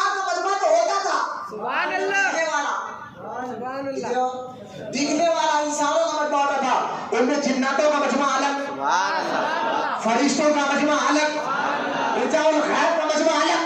ये वो गौसे पाक जब तकरीर करते थे सिर्फ इंसान नहीं जिन्नात भी बैठते थे, और जिन्नात नहीं फरिश्ते भी बैठते थे, और फरिश्ते नहीं औलिया अल्लाह के रिजाउल खैर के बुजुर्ग होते हैं, वो भी बैठ के गौसे पाक का आदम से तकरीर सुना करते थे। आए वो मोहब्बत से सुभान अल्लाह। अच्छा मेरे जब गौस तकरीर करते थे ना, कोई तवज्जो करे, कोई इधर से उधर भी नहीं दिखता था। सुभान अल्लाह, सुभान अल्लाह, सुभान अल्लाह, किसी को सुस्ती नहीं आती थी, सुभान अल्लाह, कोई चमाई नहीं लेता था, कोई बेचैन नहीं होता था। तो लिखने वाले ने लिखा यार 70,000 का मजमा होता था, लेकिन गौसे आजम तकरीर करते थे, बैठते ऐसा थे जैसे इनके सरों पर परिंदे बैठ गए। मेरे गौसे पाक की रूहानियत थी, क्या कैफियत थी होगी उस वक्त की, क्या मिजाज थी होगी गौसे पाक की कि बैठ बोलने वाला वहां पर हिल नहीं सकता था, चमाई नहीं ले सकता था। अच्छा सुने आप, एक बार हुआ तकरीर कर रहा गौसे पाक, हम तकरीर के दौरान अगर कोई इधर उधर देखे कोई बेचैन तो मैं बोलता हूँ ना, ये बुजुर्गों की आदत है। गौसे आजम तकरीर करे, चील आ गई, चील आ गई, तकरीर कर रहा गौसे पाक, चील आ गई, वो चील की आवाज से लोगों ने सर उठाया, आपको जला रहा हवा। आप देखिए अल्लाह जब अल्लाह ताला अपने महबूब बनाता है हवाओं पे हुकूमत फरमाता है। कहा तुमको मैं यहाँ तकरीर कर रहा हूँ, अल्लाह उसके रसूल की बात बता रहा हूँ, तुम इधर उधर देखते हो।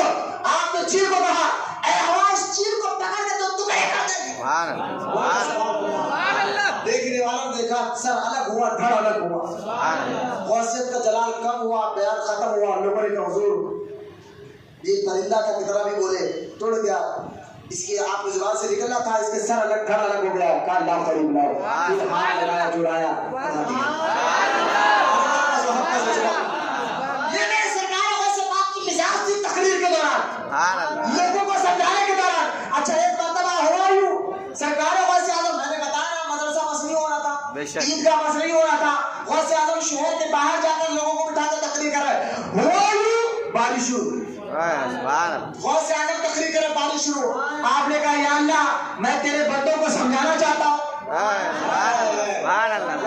लाने दे। अल्लाह उसके रसूल के बहुत लाने देते गौसे आजम, लाडले है मेरे गौसे आजम। अल्लाह अपने लाडले अपने महबूब की बात रखता है। आपने कहा अब्दुल कादिर जिलानी ने अल्लाह मैं तो लोगों को समझाना चाहता हूँ, तेरा कलाम बताना चाहता हूँ, और तू बारी बरसा रहा है। इतना कहना था, सारे लोगों ने देखा कि जहाँ लोग बैठे थे वहाँ पानी भरना बंद हो गया और उसके बाहर पानी भरना शुरू हो गया। ये मेरे गौसे आजम की तकरीरी कैफियत पता होगा, बोला मोहब्बत से तुम्हारा लगा। अच्छा जब कोई गौसे आजम करीब बयान करने से पहले क्या करता था गौसे पाक, सुने आप, पहले लोगों को देखते कहते अल्हम्दुलिल्लाह, कुछ देर के लिए गौसे पाक खामोश होते, फिर कहते अल्हम्दुलिल्लाह, फिर खामोश होते, फिर कहते अल्हम्दुलिल्लाह, उसके बाद तकरीर करते। हमने कहा ये गौसे पाक 3-3 मरतबा अल्हम्दुलिल्लाह क्यों कहते थे? तो बुजुर्गों ने कहा तुम बात समझे नहीं। गौसे आजम जब आँख खोलकर लोगों को देखते कि 70,000 का मजमा था, तो उन लोगों को देखकर कहते अल्लाह तेरा शुक्र है कि तूने इन लोगों को मेरी तरफ फेर दिया। लोगों को देखकर अल्लाह का शुक्र अदा करते थे। फिर गौसे आजम दूसरी बता देते इन लोगों में हजारों लाखों की तादाद में जिन्नात भी बयान सुनने के लिए आया। तो गौसे आजम जिन्नों को देखकर कहते अल्लाह तेरा शुक्र है कि तूने जिन्नों को भी मेरे ताबे कर दिया। फिर आगे बढ़ाकर फिर देखते कि इन जिन्नों के अलावा फरिश्ते भी खड़े हुए हैं और रिजाल गैब पे लोग भी खड़े हुए हैं, जिनको सिर्फ वली देख सकता है, आम आदमी नहीं देख सकता है। इन लोगों को भी देखकर गौसे आजम फिर तीसरी मरतबा कहते हैं अल्लाह तेरा शुक्र है कि तूने ऐसे रिजाल गैब के लोगों को भी तूने मिजाज दे दिया। मेरे मोहब्बत से सुभान अल्लाह। अच्छा गौसे पाक तो तकरीर करते थे, ना मियाँ था ना शौर का कोई नहीं था, लेकिन जो सामने वाला बंदा जो सुनता था आखिर में बैठे वाला बंदा वही सुनता था। तो गौसे आजम करामत अब समझ गए कि कलिमा कितना। अच्छा सुनिए आप, गौसे आजम के पास जो बैठने वाले आम आदमी नहीं थे भाई, हाँ वो मजमे में वली भी होते थे, आम आदमी भी होता था। 400 कितने 400 उस दौर में भाई पेन तो था नहीं, इंक से लिखते थे लोग, इंक से, जिसको आप इंक कहते हैं, आप शाही कहते हैं, वो इंक से लिखते थे। 400 उलमा 400 शीशियों की इंक लेकर बैठते और जो गौसे आज़म तकरीर करते हुए लिख लिया जाता था। मोहब्बत से सुभान अल्लाह।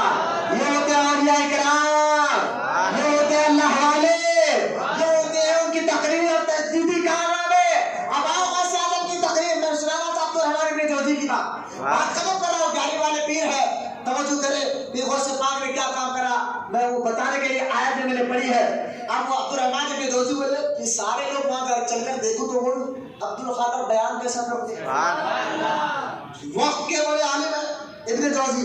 वो कहते हैं मैं आया मस्जिद में बैठ गया, गौसे आज़म की तारीफ का तरीका था, गौसे आज़म अपने सारे हाफिज को रखते, कहते कोई आयत पढ़ो, तो हाफिज उस कुरान की आयत पढ़ता, फिर गौसे आज़म उस आयत की तशरीह उसका माना बताता। मोहब्बत से सुभान अल्लाह। अब आपने हाफिज को इशारा किया पढ़, उसने कुरान की एक आयत पढ़ी। अब देखे उस मजमे में अब्दुल रहमान इब्न जौजी जैसा बड़ा चोटी का आदमी भी बैठा हुआ है कि देखो तो सही क्या बोलते।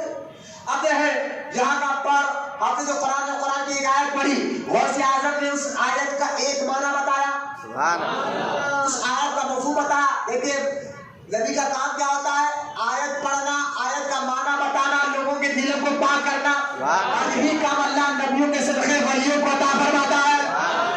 अब सुने कहा पढ़, उसने आयत पढ़ी, गौसे आज़म ने एक माना बताया, तो अब्दुल रहमान इब्न जौजी बैठे थे अपने एक शागिर्द को लेकर आए थे।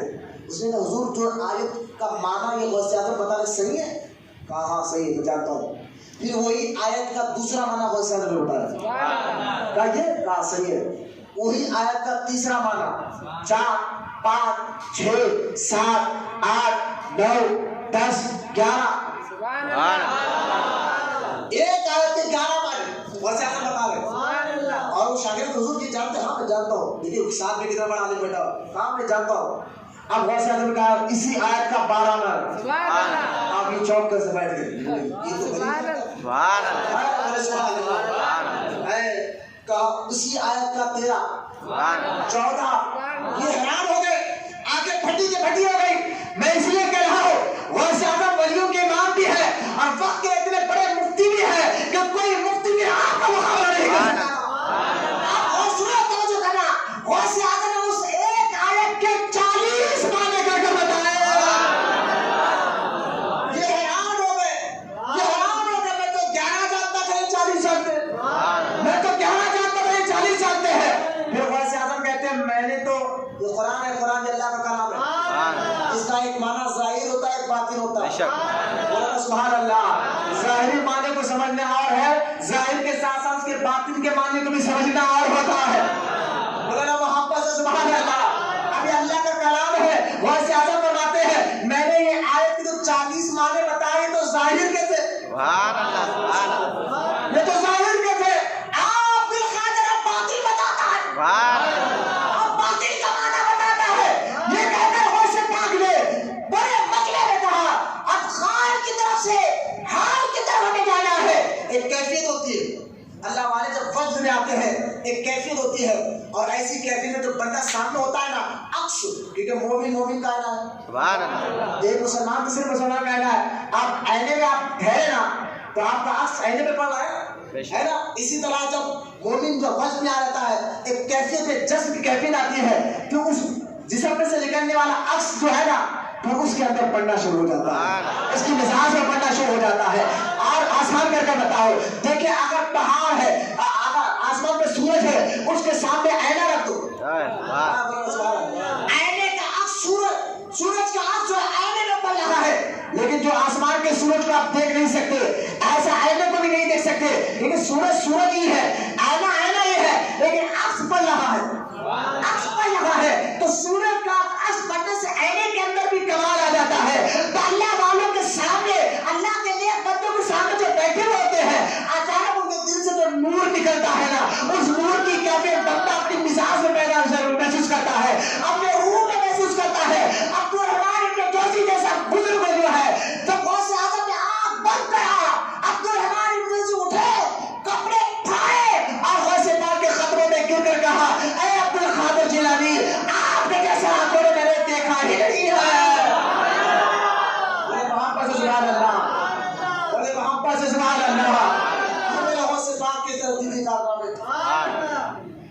5,000 یہودی اور عیسائیوں نے آپ کے ہاتھ پر اسلام قبول کیا. سبحان اللہ. 1 لاکھ سے زیادہ شرابیوں، ڈاکوؤں، زانیوں نے آپ کے ہاتھ پر توبہ کر کر جو ہے انخلاق ہے. اب لگتا ہے یہ تو ولی قرآن کی آیت پڑھنا ایک، اس کا معنی سمجھانا 2، تزکیہ کرنا بھی ولی کا کام. سبحان اللہ. سبحان اللہ. نبی کا کام ہے، ولی کام کرے گا. تزکیہ کیا ہے آپ جان کر کے بتاؤ. پہلے غوث داتا صاحب کہتے ہیں غوث اعظم سے بھی پہلے تزکیہ بھی اسلام کا ایک حصہ ہے. سبحان اللہ. ابھی میں نے آیت پڑھائی، بتا یزکیہم، نبی تمہیں پاک کرنے آیا. دیکھیے بندہ کلمہ پڑھ لیا، شرک سے پاک ہو گیا، شرک سے تو پاک ہو گیا. کلمہ پڑھ لیا، چہرے پہ داڑھی بھی رکھ لیا، سر پہ امامہ بھی باندھ لیا. اب اس بندے کو بھی پاک کرنا ہے. سبحان اللہ. قرآن کہتا ہے یزکیہم، اب پاک کرو اس کو. آپ نہیں بولا آپ نے سے پاک، شرک سے تو بندہ پاک ہو گیا. بولے نا، شرک تو پاک ہو گیا ہے، اب اس کی مزاج کو پاک کرو، سبحان اللہ. اس کی روح کو پاک کرو، اس کے دل کو پاک کرو. بولے یہ کیا مطلب ہے؟ میں نے کہا وہ پاک کیسے ہوگا؟ تو سرکار کی کئی حدیثیں ہیں. سرکار نے فرمایا جو اللہ کے خواب میں دل سے روتے رہتا ہے اس کا دل پاک، سبحان اللہ. جو اپنے اخلاق کو سدھار لیتا ہے اس کی روح پاک، جو اپنی مزاج کو سدھار لیتا ہے اس کی روح پاک ہو جاتی ہے. تو اخلاق کو پاک کرنا، سوچ اور فکر جتنی پاکیزہ ہوتی ہے. غور کرے، سوچ کا اثر عادت بن کر باہر نکلتا ہے.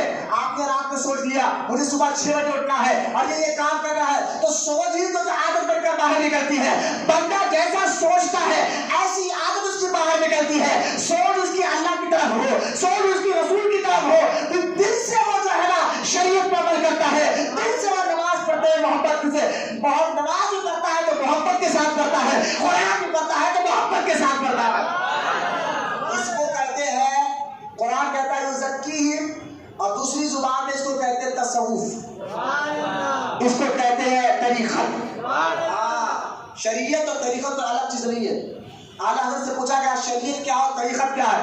فرمایا شریعت اور طریقت یہ 2 لفظ عربی، شریعت بھی اور طریقت یہ 2 بھی لفظ ہے، اور دونوں کا معنی ایک ہی ہے. شریعت کا معنی بھی چلنا، طریقت کا معنی بھی چلنا، معنی ایک ہے. اعلیٰ حضرت فرماتے دیکھو آپ نے سنا کہ جو لوگ حج کے لیے عمرے کے گئے وہ مکے میں لوگ کہتے ہیں حاجی طریق، حاجی طریق، طریق یعنی طریق راستے کو کہتے ہیں. پھر آپ نے کبھی بوٹوں پہ دیکھا ہوگا کہ شراط الراستہ، شراط الراستہ بتا کے عربی میں لکھا ہوتا ہے کہ یہ راستہ حرم کی طرف جا رہا ہے. یہاں پر ایروما کرتا ہے نا کہ یہ راستہ ہم فلاں جگہ جا رہا ہے، تو وہاں عربی میں شرع لکھا ہوتا ہے بوٹوں پر، عرب میں آگے لکھے. میں بتانا چاہتا ہوں شریعت بھی راستے کو کہتے ہیں، طریقت بھی راستے کو کہتے ہیں. شریعت اور طریقت میں الگ چیز رہی ہے. بعض لوگ نماز چھوڑ کر کہتے ہیں ہم تو شریعت والے نہیں طریقت والے ہیں. تو یہ ڈھونگی قسم کے لوگوں کی باتیں میں نہ آؤ، داڑھی کاٹنے والوں کے پیچھے مت جاؤ. یہ شریعت طریقت میں الگ نہیں، دونوں راستے کو کہتے ہیں.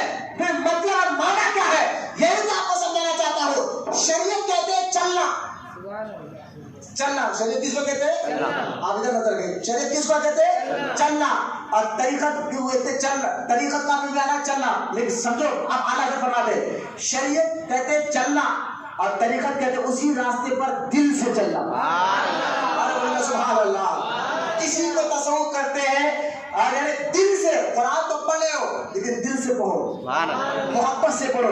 یہ محبت اولیاء کرام اپنے اندر لا کر جماتے ہیں. یہ غوث اعظم نے یہ کام کیا. بغداد میں بیٹھ کر آپ نے ہزاروں لاکھوں کروڑوں کے دلوں کو ایسے پاک اور ستھرا کیا. پھر دور دور سے لوگ غوث اعظم کی بارگاہ میں آنے لگے. اور یہاں تک جب غوث اعظم کا مدرسہ بس نہیں ہونے لگا تو غوث اعظم کچھ امیر مالدار مرید تھے، انہوں نے کہا حضور ہم گھر خرید کر مدرسے میں جم کر دیں گے. غوث اعظم نے صرف لوگوں کے دلوں کو پاک اور ستھرا اس وقت بھی کیا آج بھی کر رہے ہیں. سبحان اللہ. ستھرا کرنا، پاک کرنا، مزاج کو پاک کرنا، دل سے نماز پڑھنے لگانا، دل سے روزہ رکھنے لگانا، محبت کے ساتھ طریقہ اور شریعت پر عمل کرنا. یہ مزاج پر غوث اعظم نے کام کیا اور آج بھی اسی کو تصوف کہتے ہیں. اور جو اس مزاج پہ کام کرتا ہے اس کو سلسلہ قادریہ کہتے ہیں. یہ قادری سلسلہ غوث اعظم نے جو دیا ہے. سلسلے میں آتے کیوں تھے لوگ کہ اس سلسلے میں لا کر لوگوں کے اخلاق کو سدھارا جاتا تھا، لوگوں کی سوچ کو سدھارا جاتا تھا، لوگوں کی فکر کو سدھارا جاتا تھا، لوگوں کے دل اور روح کو سدھارا جاتا تھا. اور غوث اعظم نے صرف یہ کام نہیں کیا. آپ دیکھیے غوث اعظم गरीबों का इतना ख्याल करते थे। आप रोजाना लंगर आपके खाना खाने मौजूद हो। और मैं 3 साल पहले 2000 जो है ना 17 खत्म हो रहा था, 18 लगने वाला था, मैं बगदाद गया। जब मैं बगदाद शरीफ गया, गौसे आजम 591 यानी 561 डिग्री में गौसे आजम दुनिया से तशरीफ ले गए।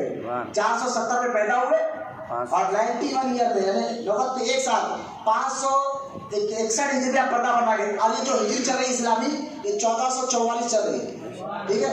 अब हिसाब से देखा जाए 800 साल हो गए गौसे पाक दुनिया से सोचिए।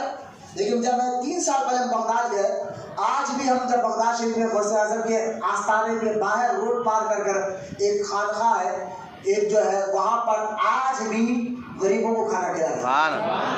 आज भी मैंने कहा, लेकिन सुनकर बड़ा ताजुब यह हुआ कि वो जो खानखाने जो आज भी इराक जब तक सद्दाम हुसैन की जब जंग हुई उस वक्त भी यहाँ पर खाना नहीं रुका करते, उस दिन भी खिलाते रहे। ऐसे माहौल में कुछ भी हो जाए, डेली वहाँ के इराक के लोग आज भी जो खाना खाते हैं उस खानखा से जो गौसे आजम के आस्थाने के बाहर है। ताजुब इस पर नहीं हुआ, ताजुब इस पर हुआ कि हमें जब ये मालूम हुआ कि आज तक भी उस खानखा में पैसा गौसे आजम का लगता है।